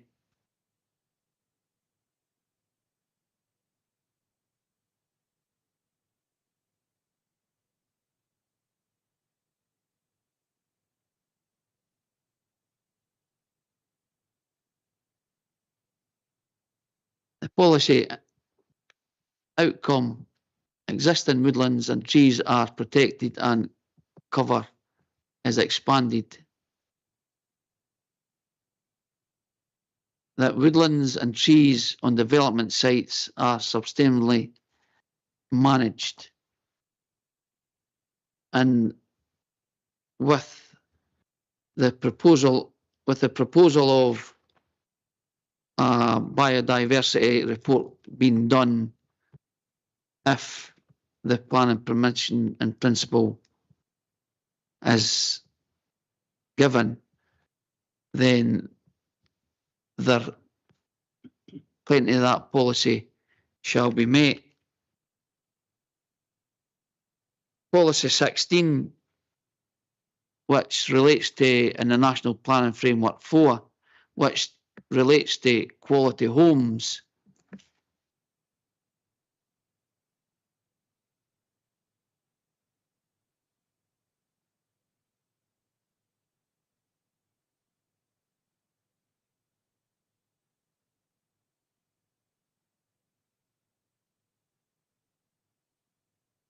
So much size of a document, convener. It's getting between all the different policies.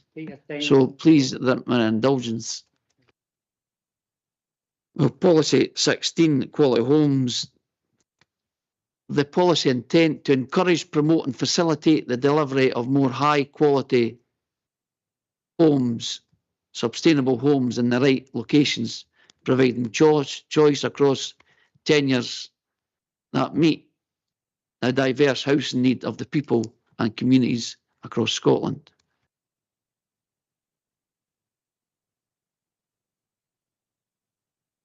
On the same policy and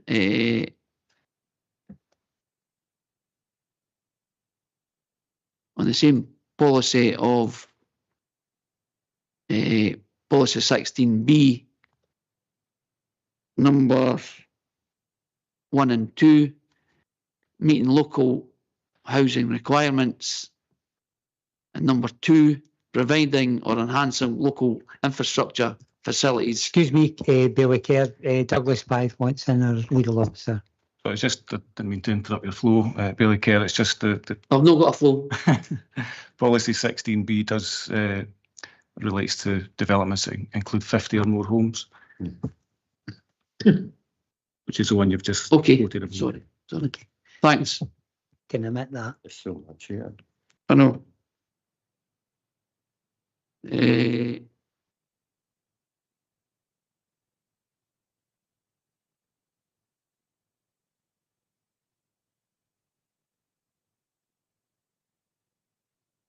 I think that's the other ones was questions I was wanting to ask, but that I asked him at a relevant time. Sure. So considering the policies that I've gave convener, I would support the planning permission in principle, right, and allow the applicant to come back with more detail, and that'll allow our officers to work hand in hand with the applicant to deliver these 3 quality homes. Okay, so you formally move an amendment to Councillor Forrest? Yes. Okay, so we'll just to clarify the situation, we'll go back to Councillor Forrest. Councillor Forrest came in with an initial motion to refuse. We haven't got a seconder for Councillor Forrest at the moment. I'd be happy to second Councillor Forrest. Okay, fine. So we've got a motion moved and seconded to refuse. We now have got an amendment by Bailey Kerr to grant. Provost Bissett. Thanks, Convener. I think Bailey Kerr gave a really good detailed explanation there of why we should grant PPP. I think it covers so many of the policies, and as we've said before, it's down to interpretation. This development does have a light touch on that area. It's only, I think, 0.87 hectares or something like that. It would help with regeneration and look to improve open space, paths, all the rest of it. So I think it's worthwhile supporting PPP to move it forward. And as Bailey Kerr said, we would come forward with more detailed application on the ecological aspect And regarding the TPO, as you said yourself, even if it was brought forward, it wouldn't have any great effect. But personally, I don't think, retrospectively, when an application's been in, you should suddenly come forward and say, we're looking at TPOs. So I'm quite happy to second Bailey Kerr's motion, Convener. Fine, thank you, Provost. Mr. Blythe. Thanks, Convener. I think it's probably appropriate at this point just to try and go into a bit more detail about some of the policy aspects. As members are aware, it is incumbent on them to weigh up all the policies that apply to the application and to balance them and exercise their planning judgment and any material considerations that they feel apply. I just think there are certain aspects of some of the countryside policies that might need specific treatment, and I'll maybe ask Mr. Vivian just to expand on those so that if it does arrive at a positive decision as regards the applicant's position, that as much detail behind that is included. I'll ask Brent just to come in. Thanks, Mr. Blythe. Brent? Yeah, thank you. So as the committee knows, it is a matter of going through the the various relevant policies and coming to an overall view in terms of whether those policies indicate overall compliance with the development plan. If that's the case, then you could consider approval on that basis. If not, if the overall view is that there are issues, which means the application is contrary to the development plan, then it would require material considerations to justify approval of the application contrary to the development plan. I'd perhaps draw your attention firstly to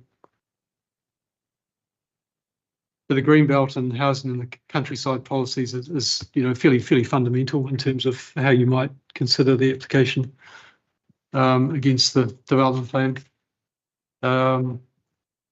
NPF4 is now the leading document on those particular provisions. So the Greenbelt policy is under policy 8 of NPF4. It's a fairly restrictive policy now in terms of NPF4. It only supports development proposals within the Greenbelt in certain circumstances, and those are outlined in your original agenda papers on page 677.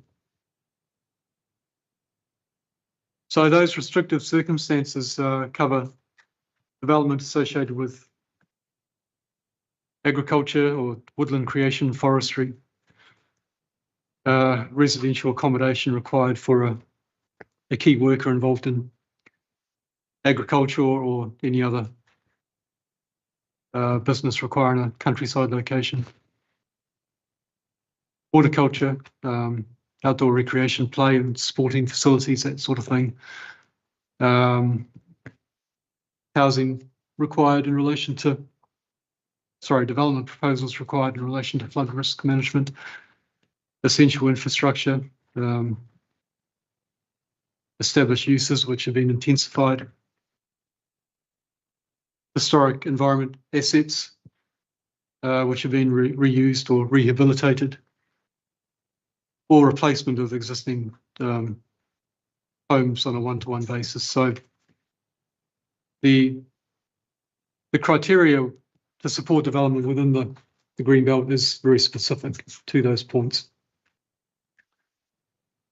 Secondly, housing in the countryside, that's covered under policy 17 of NPF4, and that's on page 685 of your original agenda. New rural homes are only supported in certain circumstances, and those are outlined in the policy. Firstly, where the site is allocated for housing within the LDP, that's not the case in this instance.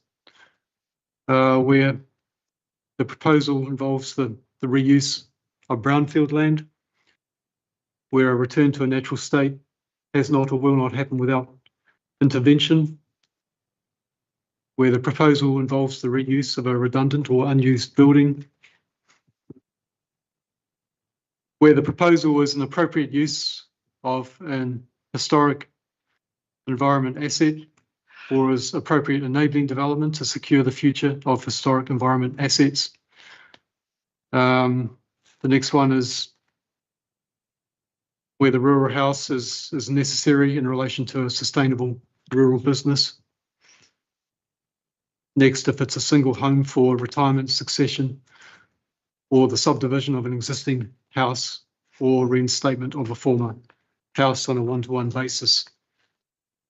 So again, it's a fairly restrictive approach in terms of the provisions to support housing in the countryside. I'd also, obviously, a number of these policies have a number of different aspects to them. Bailey Kerr's referred to certain aspects of certain policies. I think I need to bring to your attention a particular provision under Policy 6 of NPF4, which relates to woodland. Development proposals will not be supported where they will result in any loss of ancient woodlands, ancient and veteran trees, or adverse impacts on the ecological conditions. So there is a presumption against the loss of trees that fall within those categories. And you did hear from Mr. Thallon earlier. I can find his submissions.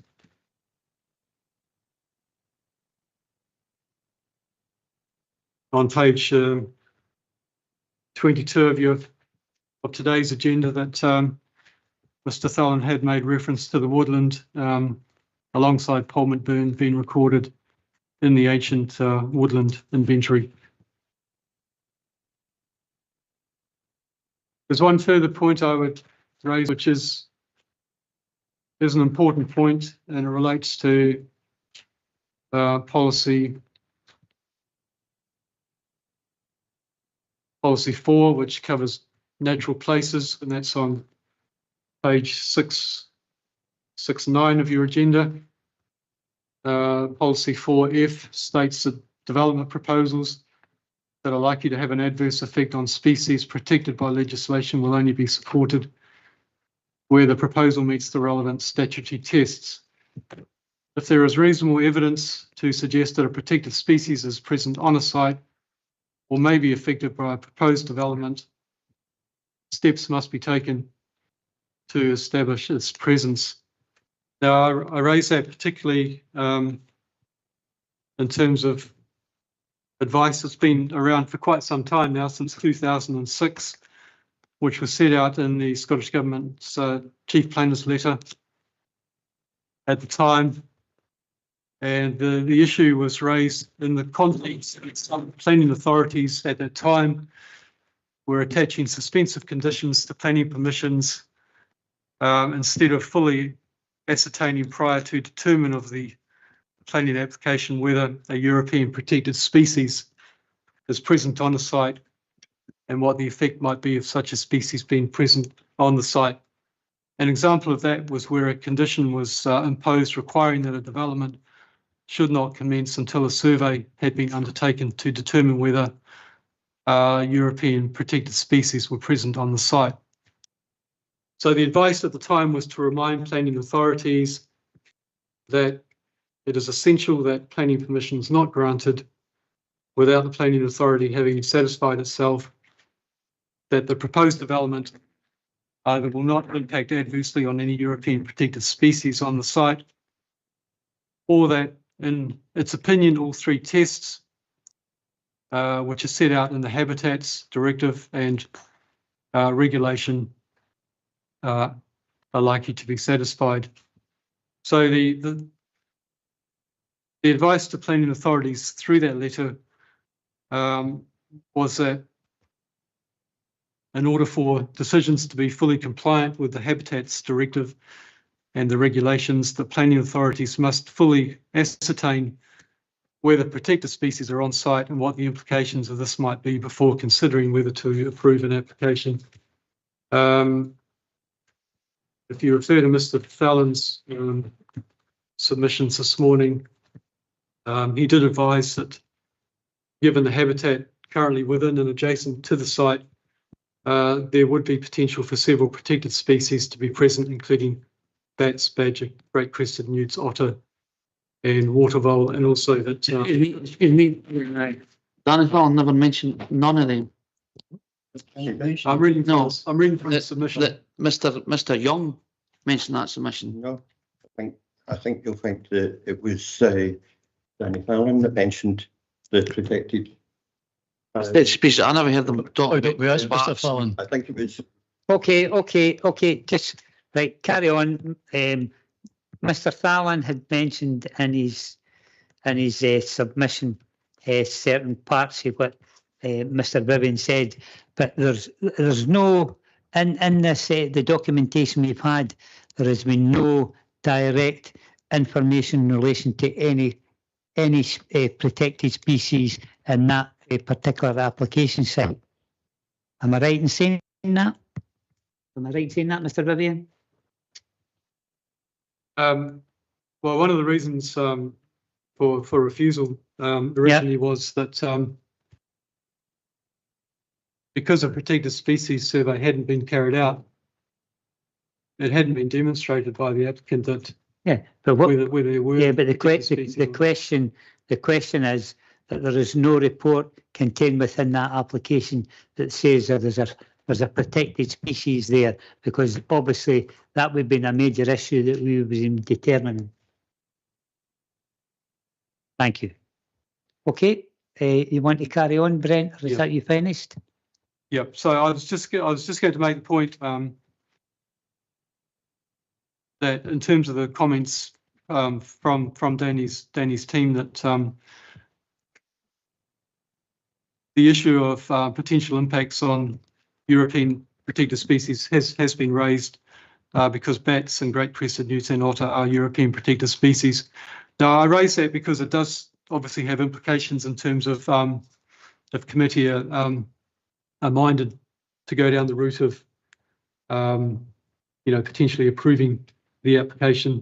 I don't think that planning permission in principle could be granted, having regard to the chief reporter's advice, without a protected species survey going hand in hand with an ecological survey being carried out. So, I mean, one option open to committee is if they were looking to go down the route of approving the application in principle, then it could potentially be framed as a minded to grant approval, subject to protected species and ecological surveys being carried out and being to the satisfaction of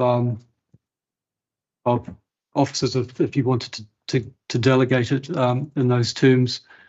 And I think from that information, you would then have a baseline ecological record of the site, which would then flow on to informing the woodland management plan, if that was also something that members were looking to require for the site. Thanks for that, Brent. Thank you for the summary on the policies. The issue is that have been on the planning for 30 years, and we've come up just not so long ago with an application, every application on its own merits. But in terms of the fact is that submissions had been put forward by certain organisations in relation to the fact that, just say for example, that there was a badger setter, there was something else. So that's a specific, but there's no real specific in this. But in terms of protecting for the wildlife, and there are no decisions have been taken here yet, there is no decision being taken.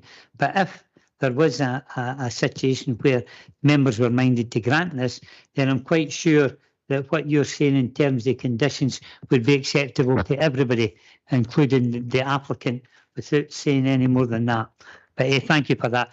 Would you like to come in just to give us a wee overview, Douglas, on this? Because obviously we're at the stage now where a decision has got to be taken. What we want to do is we want to protect everybody. We want to make the right decision, and at the end of it, we want to ensure that in the future, that if there is if a decision was taken today to grant, that then the concerns that's been raised through the policies and the information by Brent would be addressed. Thank you. Thanks, Convener. Yes, I think Brent was. I think the intent was just to make sure that members were aware of all the policies that applied, and specifically those that formed the reasons for refusal. And the specific point that he raised about the policy 4F in relation to no determination of an application being made without an ecological survey, I think is a sound one. And as I think he had offered a potential way through that if committee were minded to grant, and that could be addressed in the terms of that minded to grant. And as Brent says, it would then form the basis or the baseline for the for any future woodland management and ecology management plan for the site. But I'm obviously aware that we don't have a decision. No decision yet. We just want to clarify where we are. We've got a motion moved and seconded to refuse, and we have got an amendment moved and seconded to grant.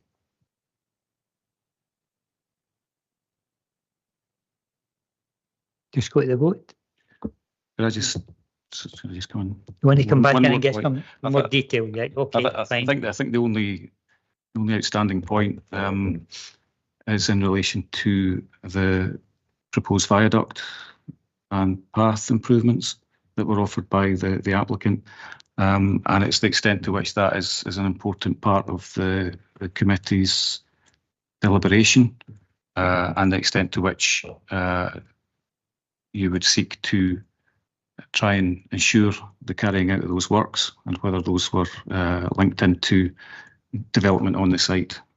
So that's just perhaps one for councillors to have a think about as well, because that would need to be captured in any conditions that were attached to any future planning permission. Right, I understand that. I don't know if Brent wants to. Yeah, just I think that issue is probably particularly important if if you were to come to an overall view that you wanted to support the application, but you found that it was overall contrary to the development plan. You would then need to look at material considerations to justify approval contrary to the development plan, and that's where this off-site potential benefit could come into play, and it would be how you factor that in and how you might potentially want to try and secure that benefit. I think, Brent, to be perfectly honest, I think during the submission for Councillor Kerr, that he did bring forward reasons,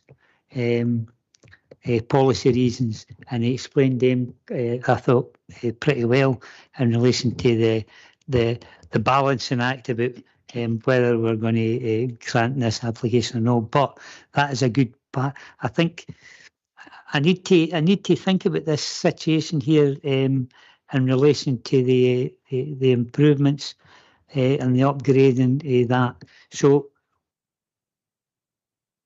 we couldn't put something in that would maybe eventually come back with a figure of hundreds of thousands of pounds to improve. You know where I'm coming from, Douglas? There needs to be some sort of methodology here in relation to minded to grant, subject to the certain conditions. But the fact is that I'm in your hands here, because we couldn't put any restrictions on that would maybe make if the application was granted, make the application then unfeasible financially. You follow my meaning? So it's a difficult one. Convener, can I ask a clarity Yes, you question? can. Just on that point, and I don't know if it was made in the submission or if it wasn't made in submission. Is the applicant in possession of the viaduct?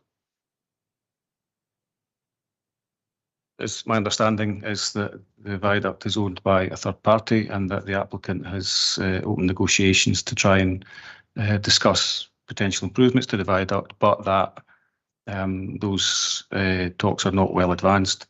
It would be open to committee to again impose a suspensive condition on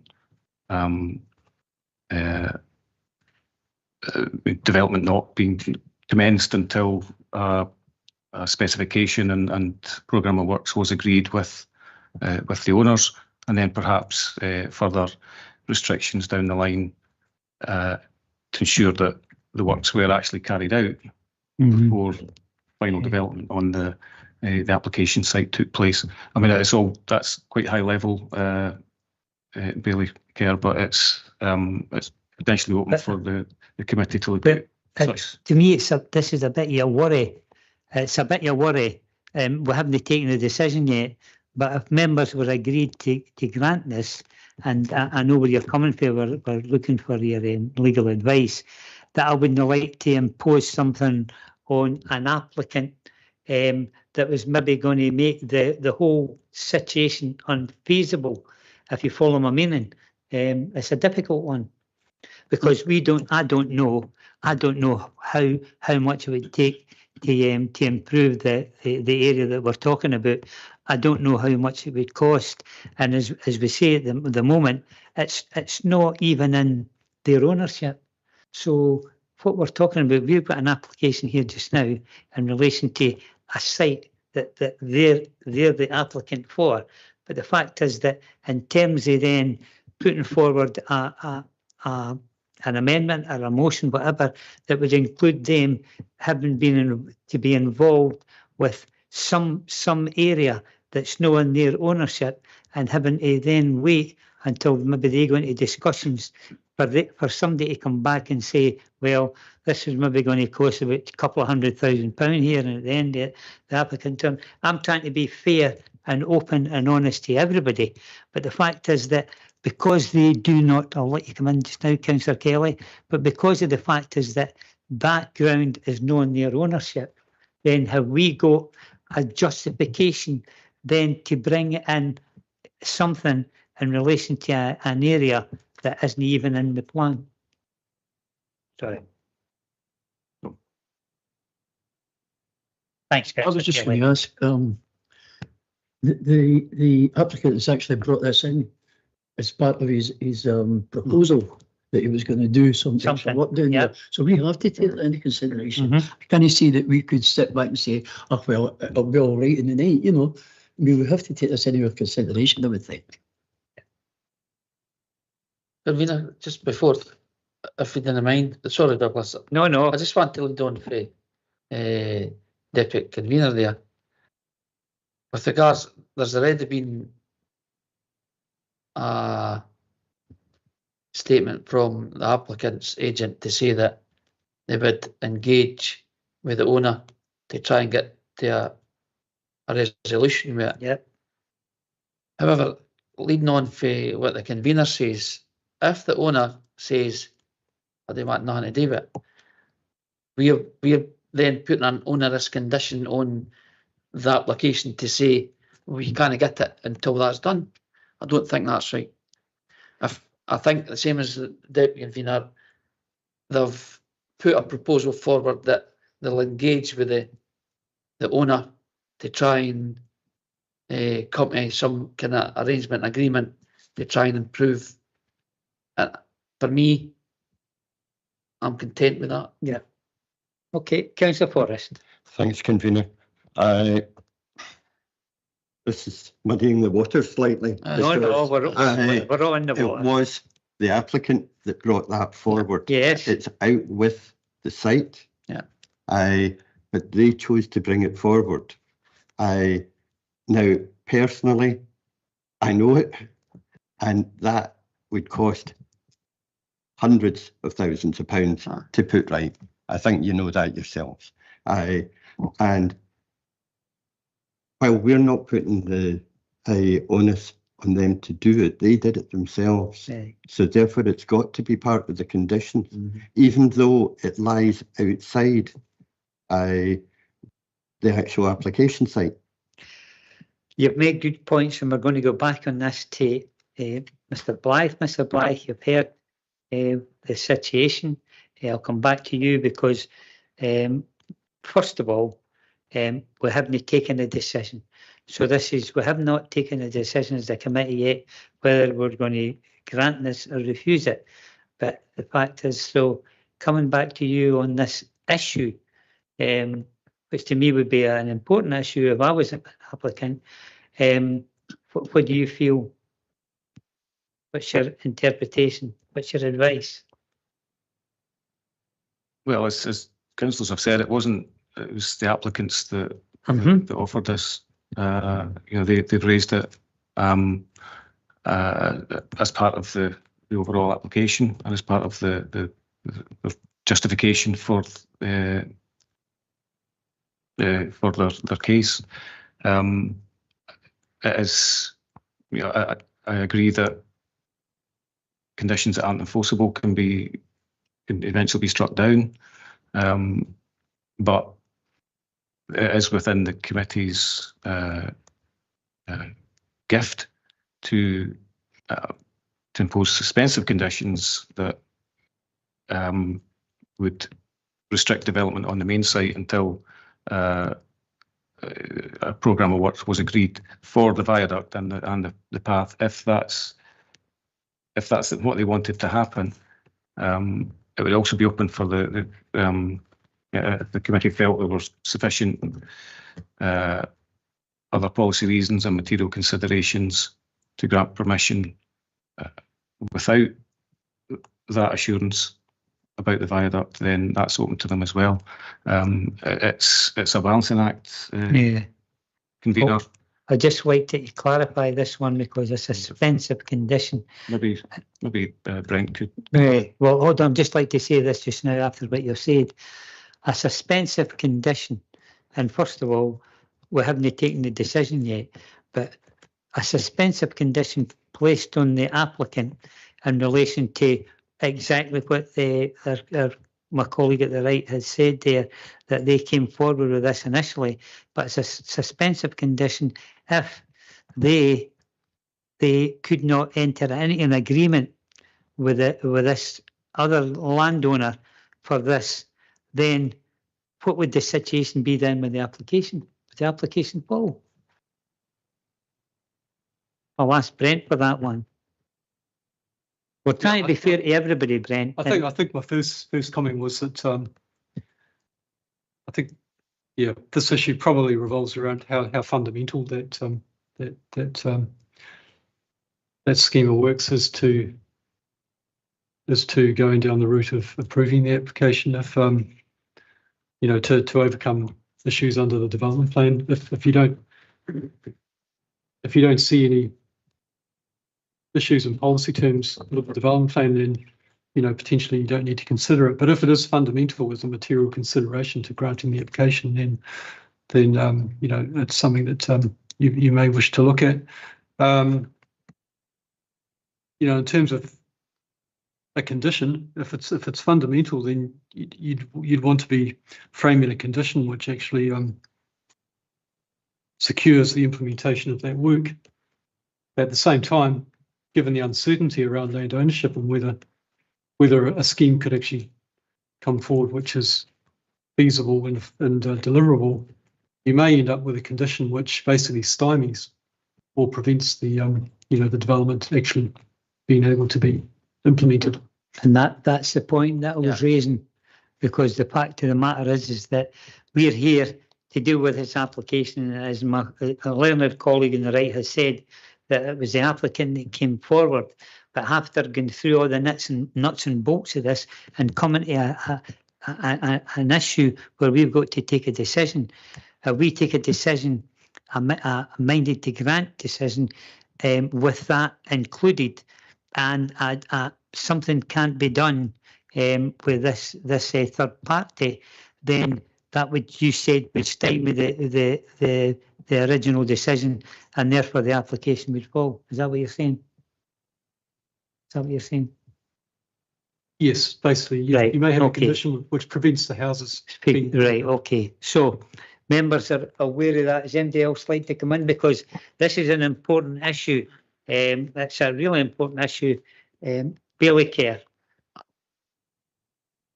I wouldn't like to put that noose around somebody's neck. I think if what the applicant agent says, Mr. Thomas says, that they will engage with a third party, and if they can come to some arrangement, it'll take place. If they can't come to an arrangement, they can't come to an arrangement. It doesn't happen. Right. For me, it doesn't, as Councillor Forrest says, it's irrelevant for this plan application in my eyes, because it's no something that we have brought up as a council. The applicants brought it forward to try and help the area, but I wouldn't make it a condition that stifles the planning. And can I just clarify something as well, Convener? With regards to PPP and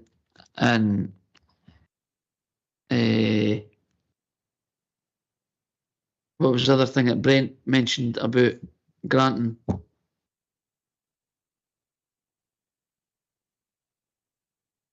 Ecological survey. No, is that Brent mentioned about if you didn't go to plan permission in principle, there was another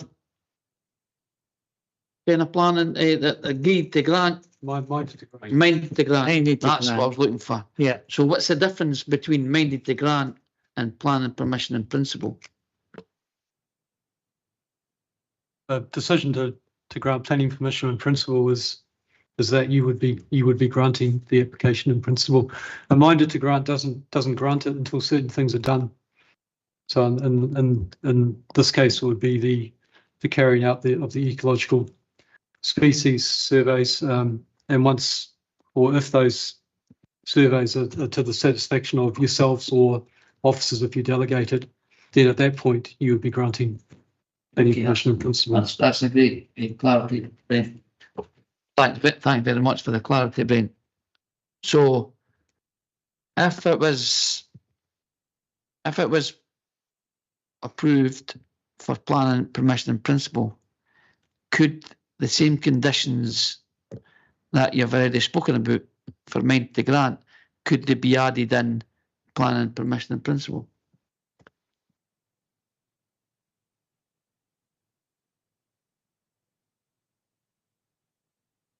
Well, yes, you would have some terms as part of the minded to grant, which have to be satisfied before the grant of planning permission in principle. You could thereafter, if those matters are satisfied, you could delegate to officers the actual drafting of conditions to attach to the PPP, and you could also identify any conditions that you would want officers to attach to any granted PPP. Okay, so I'm just trying to think that if, as has been stated hundreds of times this morning, it's planning permission in principle, so the applicant still needs to come back for detailed planning. That's correct, isn't it? Yes, there'd be detailed planning required for the actual houses, whether that's one application or whether it's phased. Yeah. We don't know at the moment. So you would put conditions on that, whether it's whatever. You would put conditions on that before it was. Could the conditions that you've mentioned in there be added to that at that stage? Just to clarify, what sort of conditions did you? The biodiversity, Yes. ecological. Well, the woodland management plan could be the subject of a condition. In terms of the ecological surveys, they'd have to be done at mine to grant stage, not as conditions.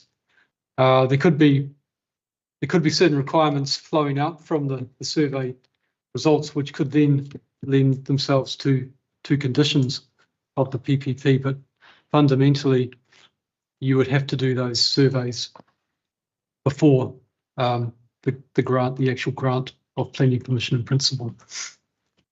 So they could have been done at PPP.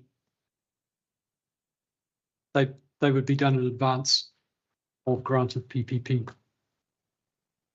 Okay, thank you. Councillor Forrest. Thanks. I just wanted to say, sorry, Councillor Kerr, I didn't say they were irrelevant. But there is no way that I said that they were irrelevant.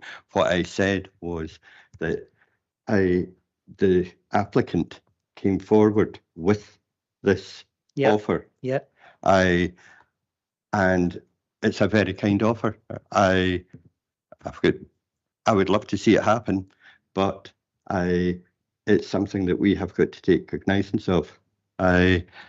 Just the same as Councillor Kerr says, that a lot of these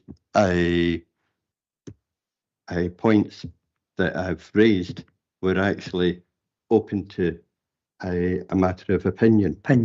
I agree with them, and can I just say this? It's just a quick one for the people of Polmont. Councillor Kerr says that Polmont is a very popular area to live in, and part of that is because we have so much woodland around about. The community council and Polmont planters take care of the community brilliantly. And it's thanks to them and their hard work that Polmont has been listed as, or awarded, the best small town in Scotland under beautiful Britain in bloom. So I'd just like to get that point in. You know I would. We know it's a lovely place. It's just like Bonnybridge. I love it. What was I going to say? What we'll do now is, before we go into any nitty gritty, I think it's important at this time that we get a decision taken, and then because everything else has been supposition until this decision has been taken. So, Mr. Blythe.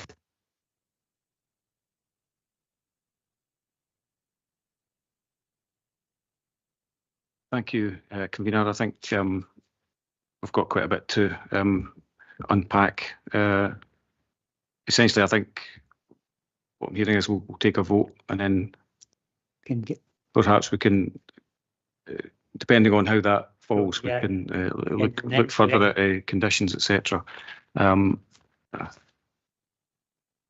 think there was a motion by Councillor Forrest, seconded by Councillor Kelly, to refuse the application in line with the original refusal decision. There was an amendment by Bailey Kerr, seconded by Provost Bissett, and that was to grant the application for the various reasons outlined in the earlier submissions. I won't try to summarise them, if you'll give me that indulgence. So we go to the roll call. Bailey Buchanan. Amendment. Councillor Kelly. Sorry, motion. Provost Bissett. Amendment. Councillor Forrest. Motion. And Bailey Kerr. Amendment. The amendment is carried. And I don't know, that establishes that the committee is in favour of and that was to be minded to grant, subject to the preparation and agreement of an ecological survey with and any other appropriate conditions delegated to the Director of Police Services. Now, I don't know whether you want to detail to tackle the specific issue of the viaduct. Well, I Any think condition on we'll that? need to.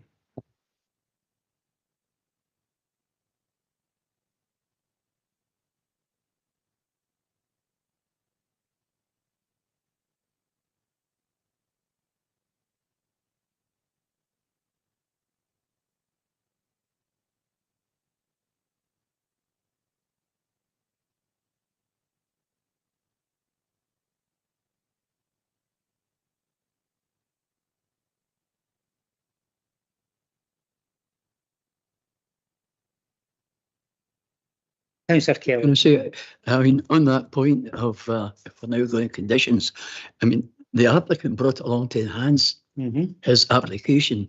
So I don't see why we can't put a condition on that. And it's to make up for the loss of trees already. Okay. So I don't see why we can't put a condition on it. Convener, can we, what did the applicant actually say?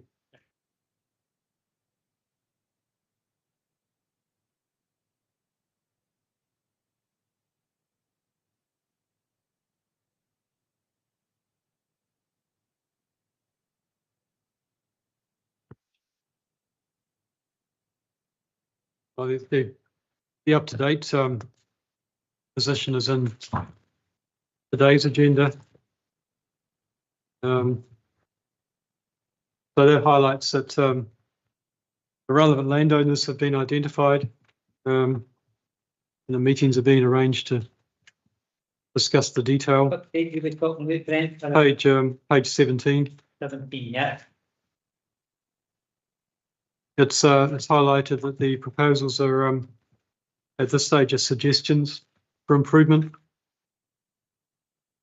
So they would be subject to further consideration and detail. But the suggestions are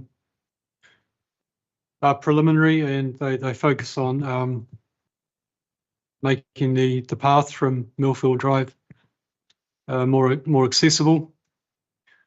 And that's by grading the path and removing the steps. And secondly, to basically to return some of the dislodged coping stones to the parapet of the viaduct. So those suggestions, are, quite specific really to those two points. In this application, then we need to include we need to include exactly what they're put in the submission to them. I agree with that, because there is the detail the discussions with land and interested parties. Now that the landlord meetings have been arranged to discuss the project in detail. Our proposals outline the supporting planning statement or suggestions for improvements which are subject to a full report on the condition of the existing path and viaduct. These suggestions are preliminary and not the full proposal. To quantify we suggest including a pre-occupation condition of 80% to invest 1% of the new house values into the path viaduct until discussions with the landlord have been completed. This spend could not be considered legally binding. However, we're happy to commit to these improvements on the premise that the landowner review are indeed. So I think there's an opportunity there for just use it as a planning game. Yeah. Just use it as a planning game. Yes. So I'm happy with that. What do you think, Progress? No, I'm happy with that. Do you feel okay? It's no tying them in. No. To say you need to do that, and it's no, as Brent said, that if the opportunity doesn't arise, then the application would fall. Yeah. What it is that it's the content of what the submissions is for the applicant, and I'd be quite happy if members were happy to include that in the decision. How would that work? Yeah. The 1% of the new house values. Yeah. I would second that. If they can get agreement. Yeah, obviously. that's it. Because if the landowner doesn't give them permission, I think it would be very difficult to impose that type of suggestion as a planning condition. I Right. think what I'm gleaning from the discussion is that members are making a very strong suggestion to the applicants that if this proposal goes forward, that they would expect the applicants to use their best endeavours to have those works carried out. Yeah. I'm happy with that. Are you happy with that? Everybody happy with that? Robert, you happy with that? And thank you. I know it's been Timmy.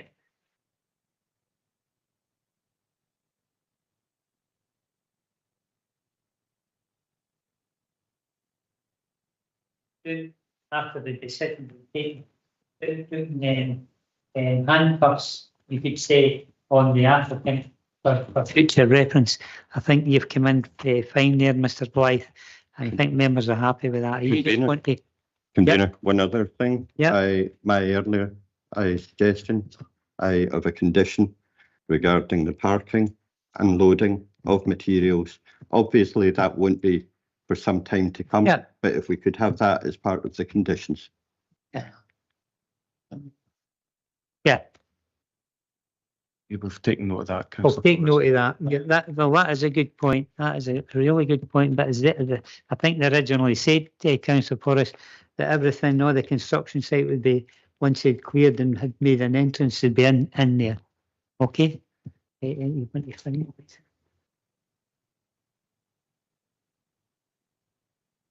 I think just in summary, convener, the decision of the committee is to be minded to grant, subject to the preparation and agreement of the ecological survey, but otherwise minded to grant the application in principle, and presuming that it does proceed to the issue of a permission that the conditions discussed and any other appropriate conditions would be delegated to the Director of Police Services. Happy with that, everybody? Agreed. Thank you. Before we close the meeting, could I just say at this stage that Jack Frawley, one of our wonderful young talents, is leaving for pastures new. I'd like to take this opportunity to thank him for his professionalism. He's been one of a great team, and we just like to wish him really, really good and best wishes for his future. Councillor Kelly. Yeah. Here, Okay. here. Thank you. That's us. Thanking everybody for their attendance. Thank you. Aye.